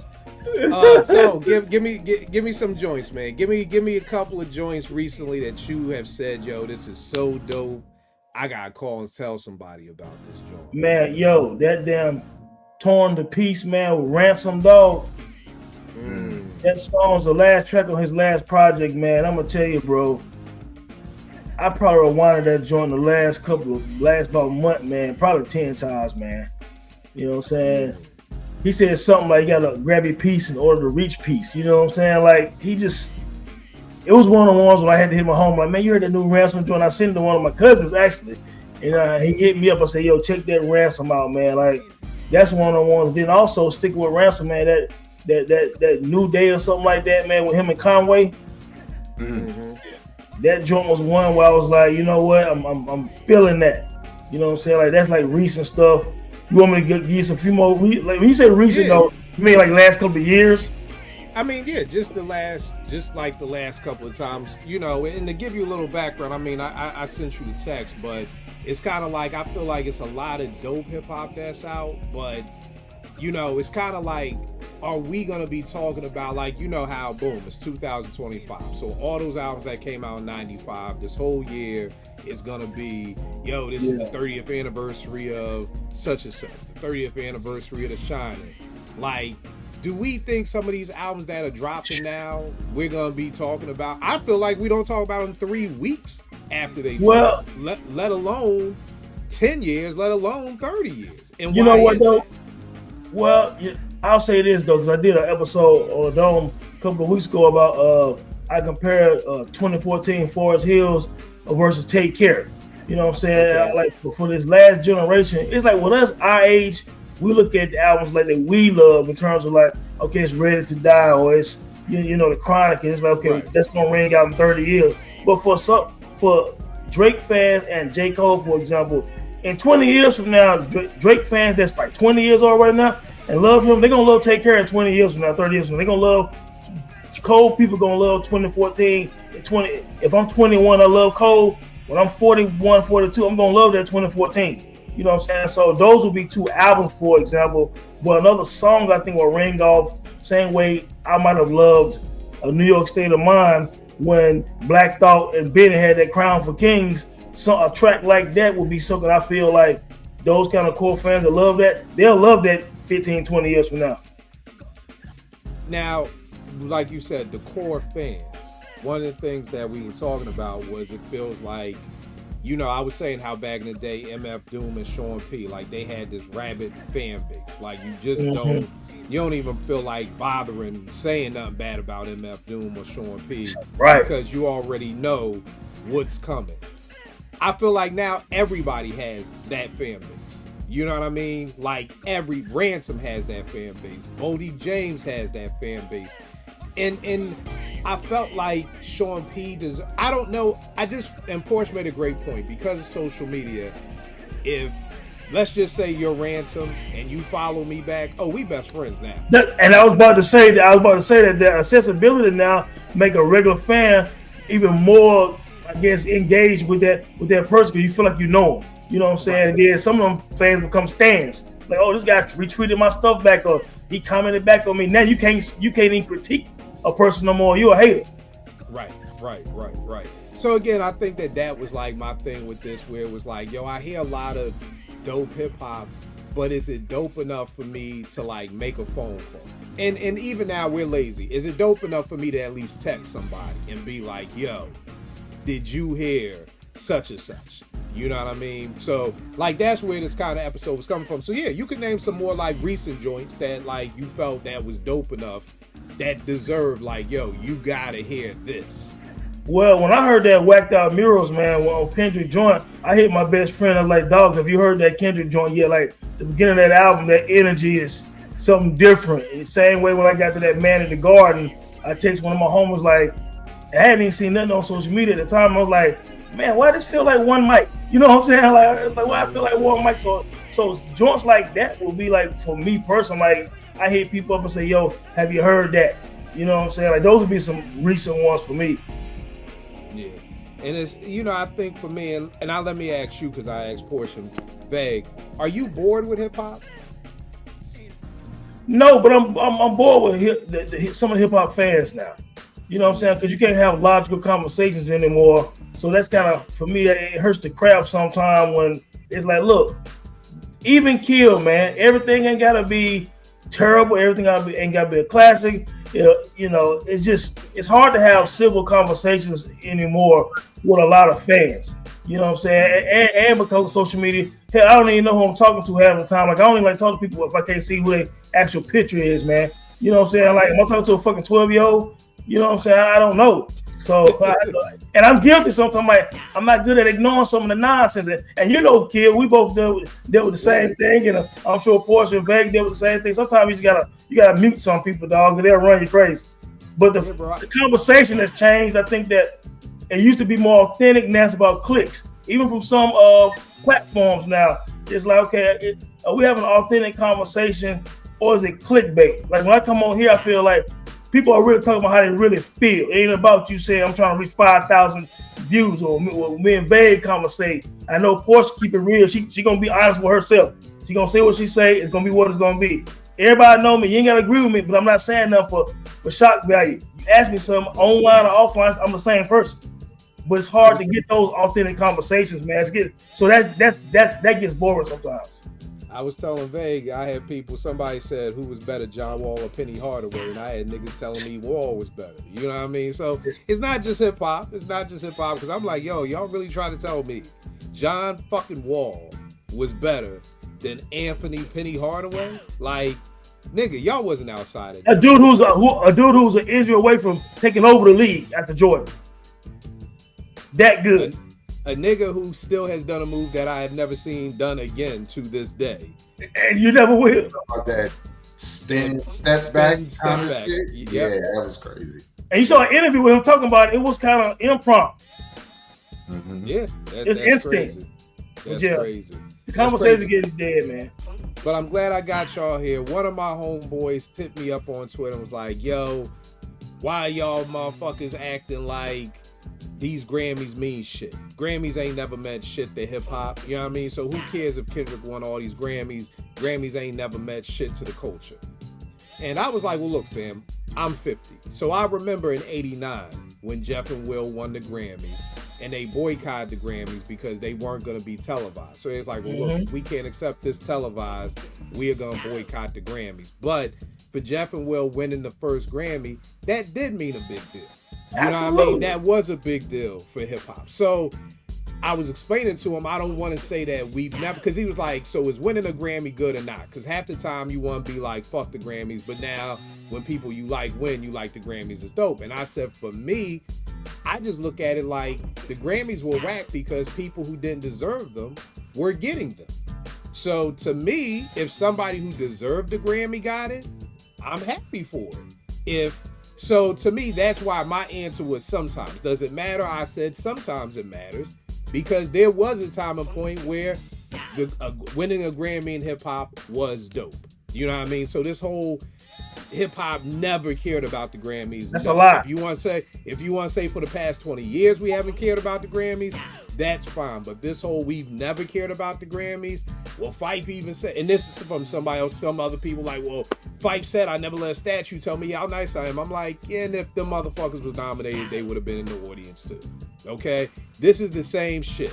Motherfuckers be like, yo, fuck the Oscars. Oh, Denzel and Halle won? Wait, they won the Oscar. We won. Like, that's what the fuck happens. You know, why didn't we like the Oscars? Why aren't the people who are deserving of these awards winning them? So when two people, and I know a lot of people who still even mad about Halle, like that wasn't even a great role in Monsters Ball. But for Denzel, it was like, nah, that nigga deserved to win. And when he won, it was like, yeah, the Oscars got it right.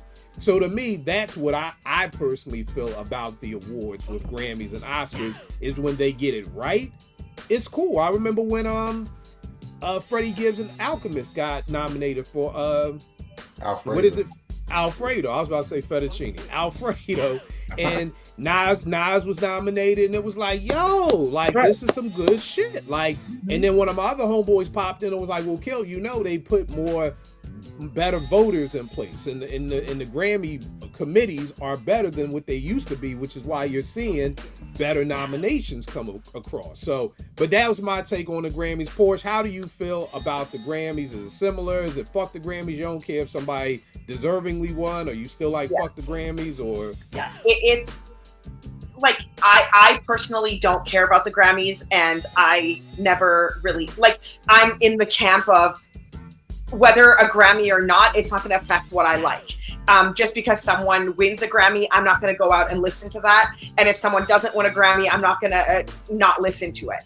I like what I like, regardless of the awards presented. However, it matters to the artist. And I think that it matters. So I think we're going to talk about this whole Kendrick Drake thing. Are we not? Are we going to get into that, or is it? You can if you want to. I was going to talk about the Grammy. But yeah. I know if people watching, this woman to my left or right, wherever the fuck she is, can't stand Drake. So Kendrick winning a whole bunch of fucking awards for dissing Drake, we gonna be hearing about this all year long. So yes, go right you ahead, will. I know we will. Here's the thing, like, I haven't watched the Grammys in over 20 years. I watched this Grammys because I knew that Kendrick was going to be there, and I knew that at least one Grammy is going to be won, if not more. And I wanted to watch that. Why does it matter to me? No, I still dislike Drake, dislike Drake before. I'm going to continue disliking Drake, and I liked Kendrick before, and I'm going to continue liking Kendrick. But it matters to Drake. Drake cares about the Grammys. Kendrick cares about the Grammys. Their peers care about the Grammys. And so for me, when I'm watching that, do I want to see Kendrick win 5?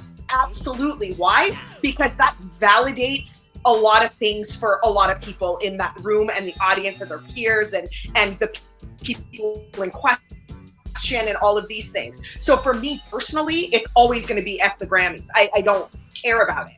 But the artists care, the music industry cares. So does it open up doors? Does it open up like other opportunities? Absolutely. And I'm always here for my favorites and people that I love and people that I like and enjoy winning in any regard. So that's why it's kind of like, okay, well, Kendrick wants to win. If they're going to give him 5 Grammys, I'm here for it. And I'm going to watch it. And I hope Drake eats it. Like, you guys cannot, and I was screaming at the top of my lungs with each Grammy that was awarded. I was literally out like how dudes are at the Super Bowl. I was jumping out of my couch, screaming with my hands in the air, jumping up and down, like as if I won the Grammy myself.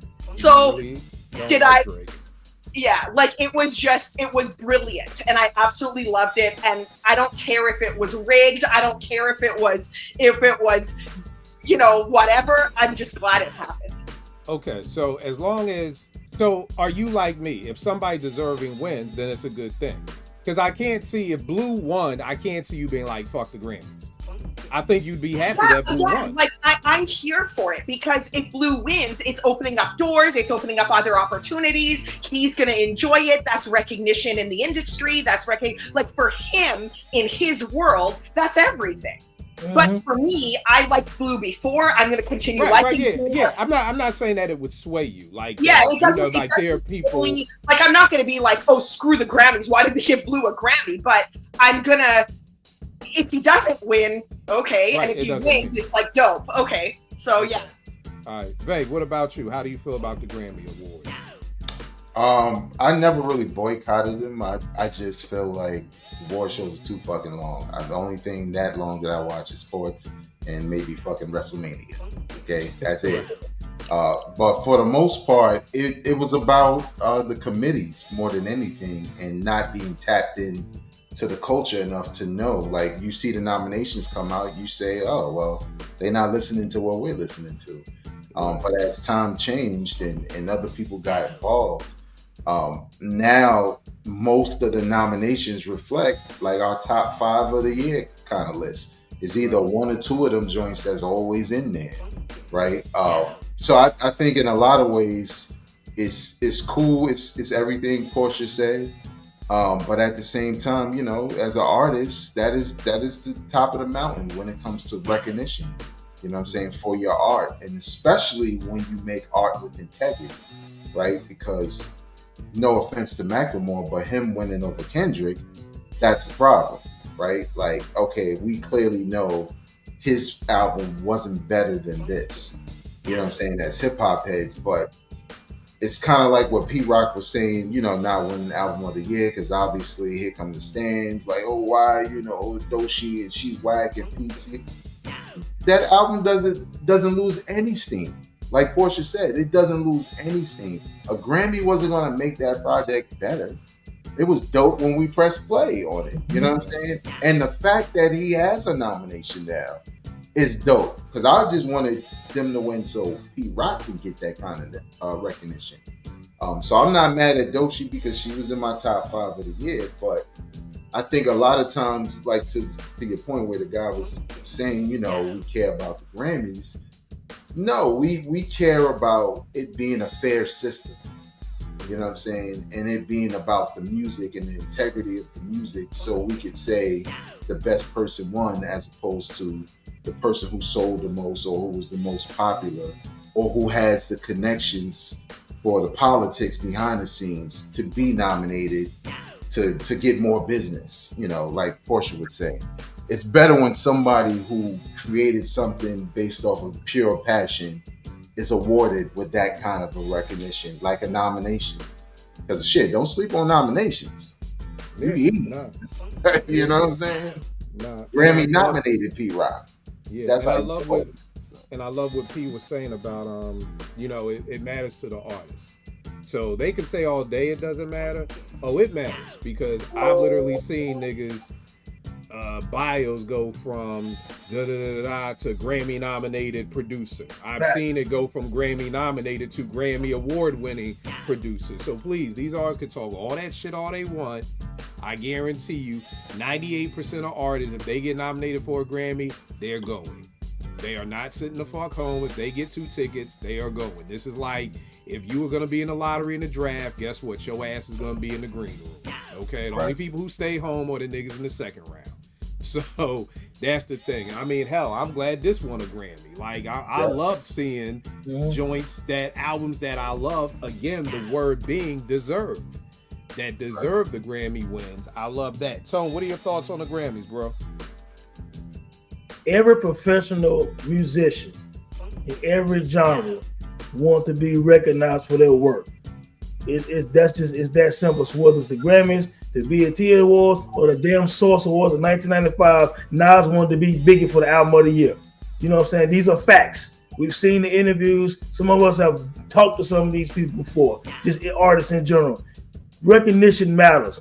A Grammy matters because, just like Portia was saying, it's business. Now I can leverage myself. If I was going to a meeting for a certain deal, now I have a Grammy. If I got an Oscar, now it's like, okay, you want to give me $5 million for this movie? I just want an Oscar. I want 7. You know what I'm saying? These are facts. It always matters to the artist. You know what I'm saying? So now that certain artists that used to didn't get nominated is getting nominated, they are trying to get it right to a degree. I mean, Nas won a Grammy after 20-some years of dope music. You know what I'm saying? We know Macklemore shouldn't have beat Good Kid, Mad City. You know what I'm saying? So yes, this past Grammy, Kendrick sweeping it was a beautiful thing for hip hop. You know what I'm saying? Like, yes, it matters. Look what it does for his career in terms of just more mantles on the wall. He's a legend before all of this. I just said to somebody a few minutes ago, like, y'all acting like Kendrick didn't have a dope career before the Grammys or before the Drake battle. God, I mean, he had a Pulitzer Prize, World Tours, and 20-some Grammys and 20-some BET Awards and records and all that already. But nevertheless, this is a more mantle on his wall. But it always matters, man. You know what I'm saying? And it's a beautiful thing. You know what I'm saying? So anybody saying all of a sudden last night or the night before last, we don't care nothing about the Grammys. Yeah, nobody cares when their favorite artists don't win. You know what I'm saying? Nobody don't care when their favorite artists not recognized. But just being nominated is a big deal for artists and for producers and for writers. But then winning, it just takes you over the top, man. It's just getting a master's degree when you had a BS, a BA, whatever. And then you got a master's degree on your resume. You know what I'm saying? So to the artists, every award absolutely matters. That's why the Soul Train Awards, BET Awards is always packed inside. And the ones that knew they was gonna be nominated or win, they always showed up. Unless you was Beyonce or somebody, whatever. Right. You think she didn't want to win the album of the year that she been getting shitted on for so many years? Beyonce should have like 3 album of the years for the Grammys. She finally won one, and you think she wasn't happy? Oh, it matters. Yeah, you're right. And again, for me as a fan, it's just all about deserving. It's like if the right people get nominated, then it's dope. When the whack people get nominated, it ain't dope. You know what I mean? If that's choosing sides, then I guess I'm choosing sides. But like I said, I don't know anybody who doesn't want to be highlighted for their hard work. At my job, every other week they give out this clover, and it's like somebody who's done an outstanding job. You know what I mean? And people be like, I don't give a fuck about that clover. Yes, you do. Yeah, you do. When people get them, they be like, oh, all right. They be smiling and shit. You know what I mean? So we all care about awards. If Vern, all the real estate awards that he wins, you think that don't matter to him? It matters to him and his family. Everybody wants to be validated for what they do. You know what I mean? So, again, I think that's it for the Grammys. Tone, where can they get at you, good brother? But this Grammys was sweeter. You know what? Go ahead, Porsche. Take 5 minutes and Porsche loving it. Porsche, talk your shit. Go ahead. Just take the last 5 minutes. Because, it's just really such a... I just want Drake to go somewhere and, eat it. Hold up. Time out. Porsche, before you get started, let me say this. You have been 100% right about Drake being a cornball ass nut ass nigga. I've never said the nigga was cool. I never said I wanted to hang out with this motherfucker. I never said he was a thorough ass nigga. I just liked his music. But what he has done over the past 5 months has just solidified him as the fucking wackest nut ass nigga in the history of hip hop. You suing people, the shit he's doing is just such a horrible look. And I forgot, somebody posted on Twitter he was doing a show in Australia, and it looked like he was at the fucking SOBs to an empty crowd while Kendrick's fucking winning 10 awards. So Porsche, you are 100% right. I just want it on camera. I've never said that this is a thorough ass, cool ass nigga. I do like his music, but that nigga is just, I'm just glad that people are understanding that no amount of money, I don't care if Drake has $500 billion every second of his entire life going into his bank account. This will never uncorny him. It will never unloser him. It will never make him cool. It just makes him a rich loser. It just makes him a wealthy cornball. It just makes him a materialistically advanced bozo. Like, I don't know how else to describe it, but I'm glad that people are kind of catching up. And this whole Kendrick really impressed me with his petty levels. I love the wardrobe. I love the little jabs in his speech. I love the smirks. I love the way he sort of just sauntered on there, and I really think that we need to take a moment to really appreciate, like, Kendrick is like my soulmate friend, I want to say. Like, he was me if I was going to be like annihilating Drake on publicly, you know, like, he just did it so beautifully and so respectfully in the way that I'm like, you know, it's just so well received by the people who know Drake for what he is and what he isn't, you know. Like, I am going to be posting this every single time I see a post about it, and I will post this forever. I lived my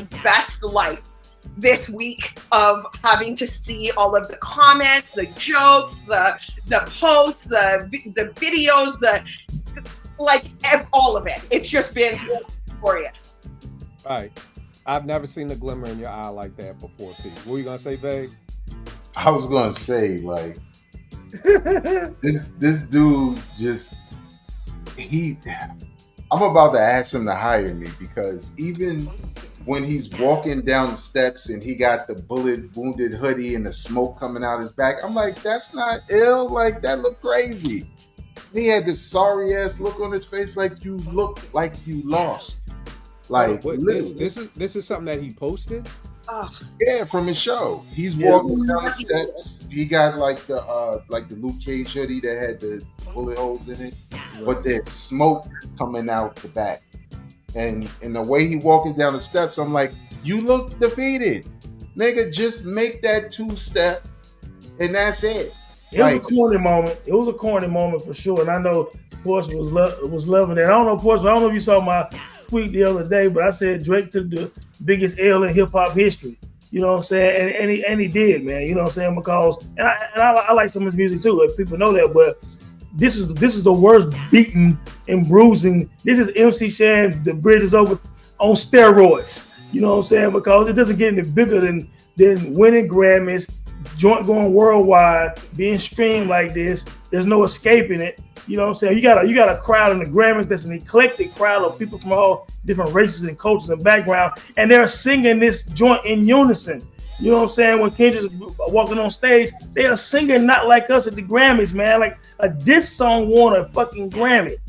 You know, when you really, that's crazy. This is music to my ears, because me and Tone have actually gone head to head on Twitter about Drake. Like, Tone has at times, not all the time, but at times defended Drake in some cities.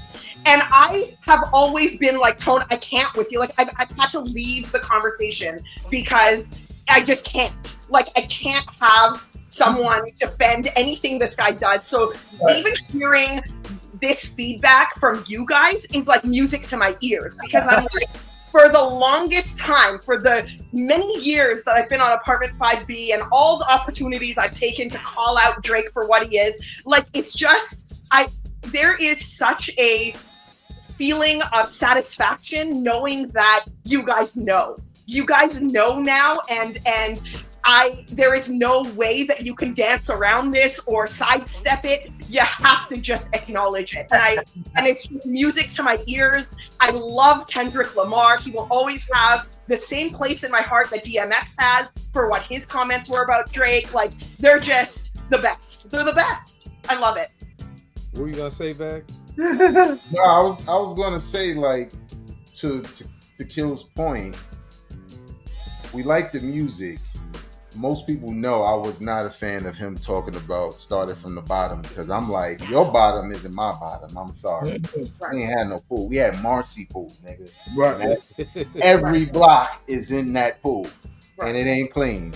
And don't leave your shit in the locker because they'll steal it. But you know what I'm saying? Like, but you know, catchy music is catchy music. Not like us is catchy. That's why everybody loves it. It's so catchy. You know what I'm saying? But a diss record winning 6 fucking song of the year and record of the year? That's insane. And he's with the fucking smoke coming out the hoodie. Like, you are making every wrong move you can. Just go away, man. Like, just a little bit. Just go away.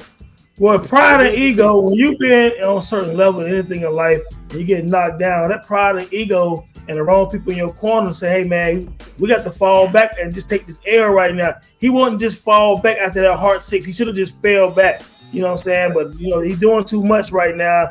The snippet from the concert with the shirt and the smoke, I mean, it's some really Saturday morning cartoon corny shit. You know what I'm saying? And it's like his people apparently got a corny ass crew because a real cat would have been like, yeah, don't do that, my dude. You know what I'm saying? Like, yeah, don't do that. There was a clip going around a real through. cat. Go ahead, a real cat would have told him not to poke out his lips in that goddamn picture with them niggas looking like Zoolander. Like, this is what lets me know nobody loves you, because somebody would have been like, bruh, stop. Don't like, do it. You're like poking out your lips like a pouty little girl right now, man. Like, stop. What you gonna say, Pig? I was going to say there's a clip of, it might be the same clip. I try not to watch too much Drake. He nauseates me. But there was one where I was reading the comments and people were like, yo, Drake, like, you're walking through a, like, area and teenagers are, like, grabbing at you. I don't know that that's the best look, like, considering what's been going on. And I'm sitting there thinking, like, you really are so effing delusional that you don't even know what's going on. Like, you need to start maneuvering, like, step in a certain way. Like, you really have nobody that likes you. Like, really? for real. Like, this is a serious concern that Drake should take a step back and be like, yo, like, who am I around? Because nobody's helping me. Like, nobody's directing me. He's in it. I don't expect him to see too clearly, but the other people, like people that are in your circle, like, wow, I don't know. Yeah. But here's the thing. It could be what I call the Iverson syndrome, when Allen Iverson pays for everybody's shit, and when Iverson was going to the Pistons and they wanted him to come off the bench, I'm sure Iverson's crew was like, all right, y'all, rock, paper, scissors, who's going to tell this nigga he need to come off the bench, because I'm not going to get on the nigga bad side, and that nigga fired me, and I got to go get a job now after 10 years, and that nigga paid my mama mortgage, so I ain't going to tell that nigga that. So, you know, you may have those people around you, because Drake could be like one of the motherfuckers like, what? You don't like this new verse? Nigga, get the fuck out. Nigga, cancel that nigga mom mortgage. And he is that corny. And he is that corny. He would do that.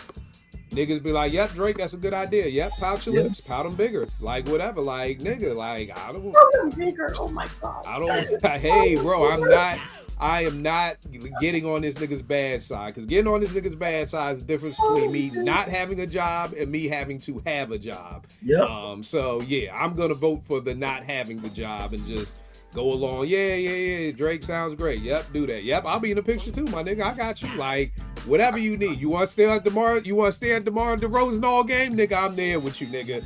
How much you putting in my bank account tonight? 500,000, nigga. I'll stay with you. We courtside too?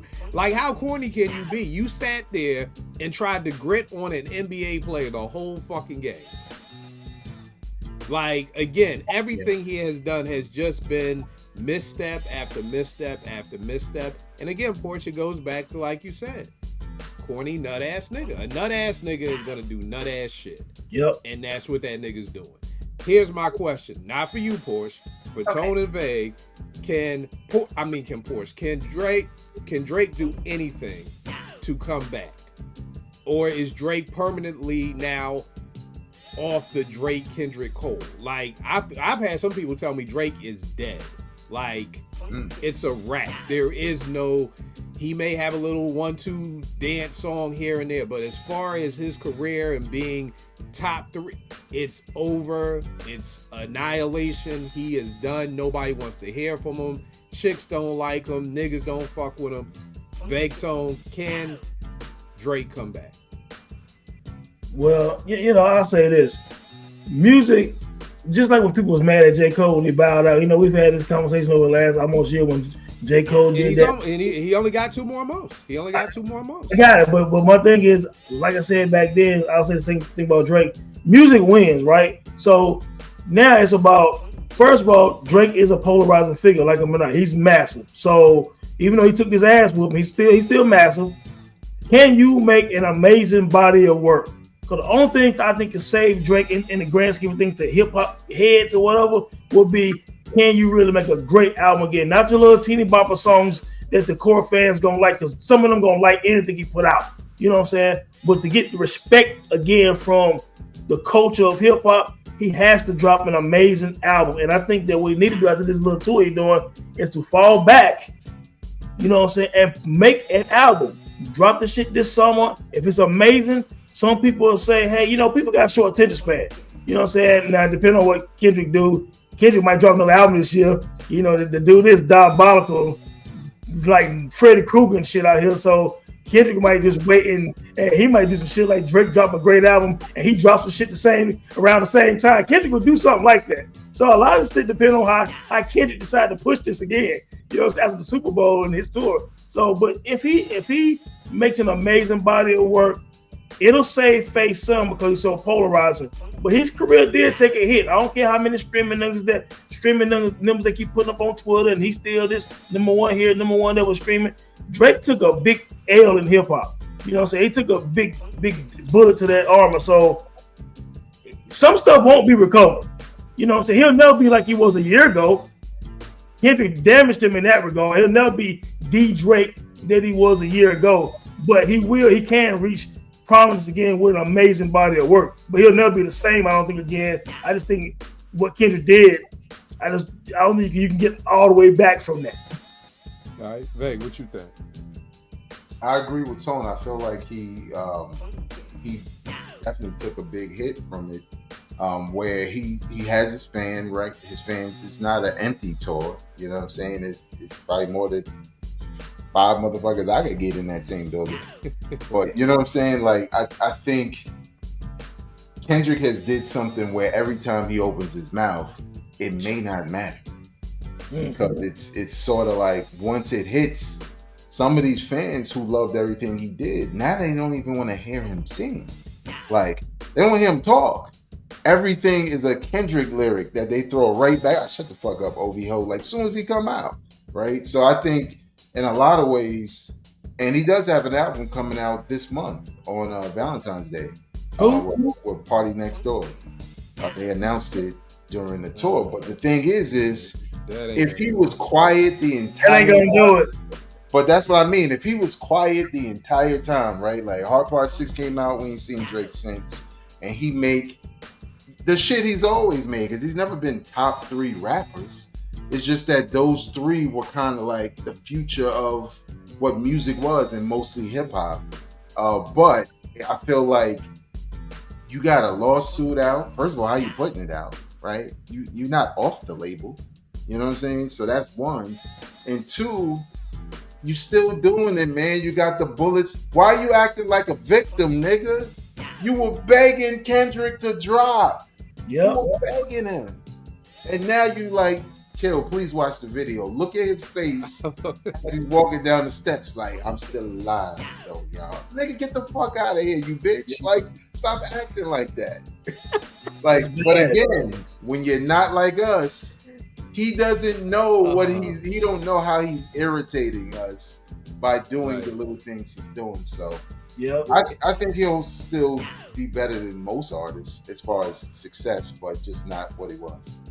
The funny thing is, I think it's a wrap for him in hip hop, just because I feel like you've broken so many rules. Like, you're suing niggas over diss tracks, you making fucking heartbreak letters to LeBron. Like, how could you do this to me? Like, you're just doing so much nut shit in the realm of hip hop.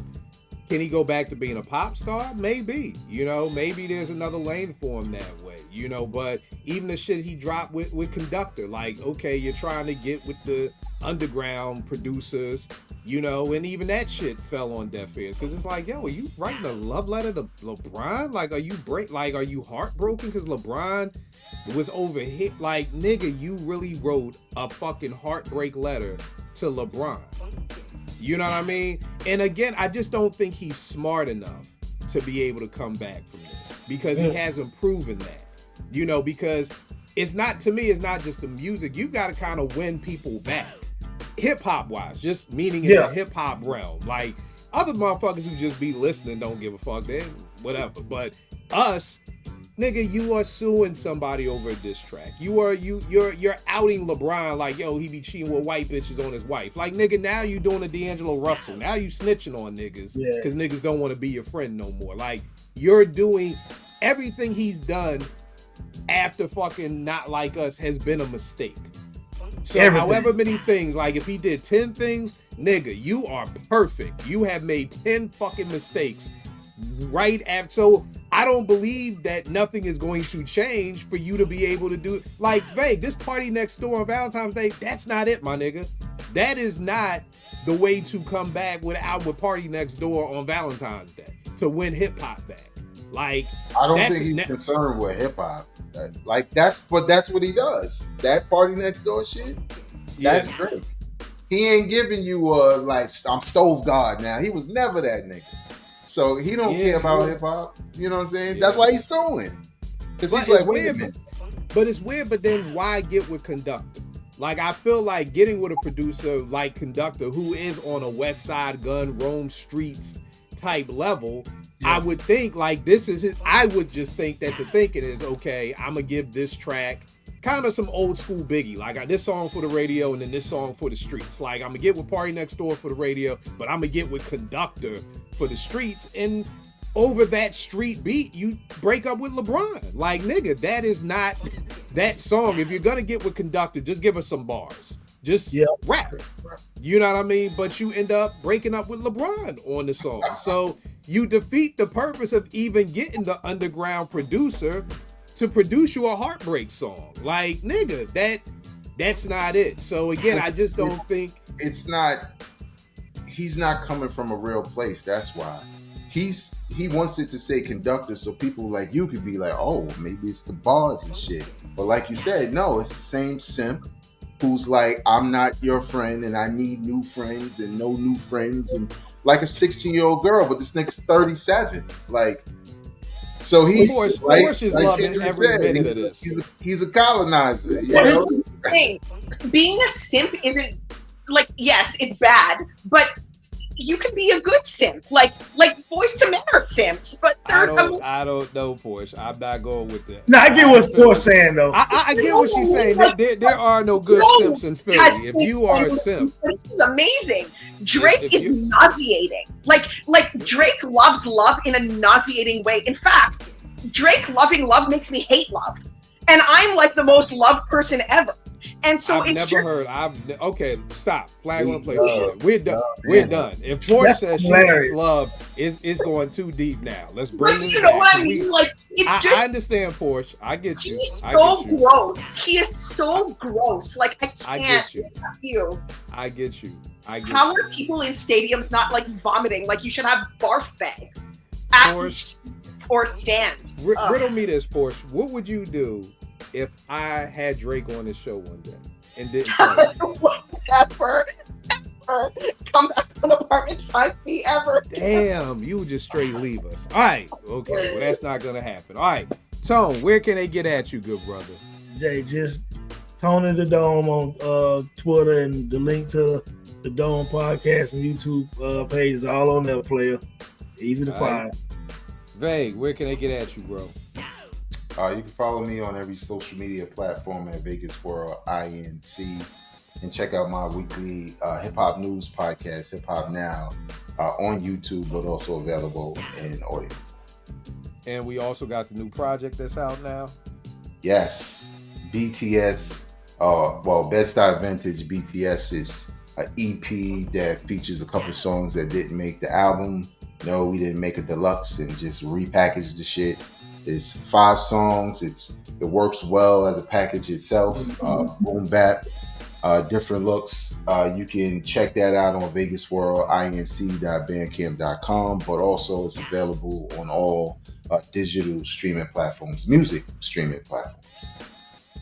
All right, P, where can they get at you? On Blue Sky at Churchill Porsche.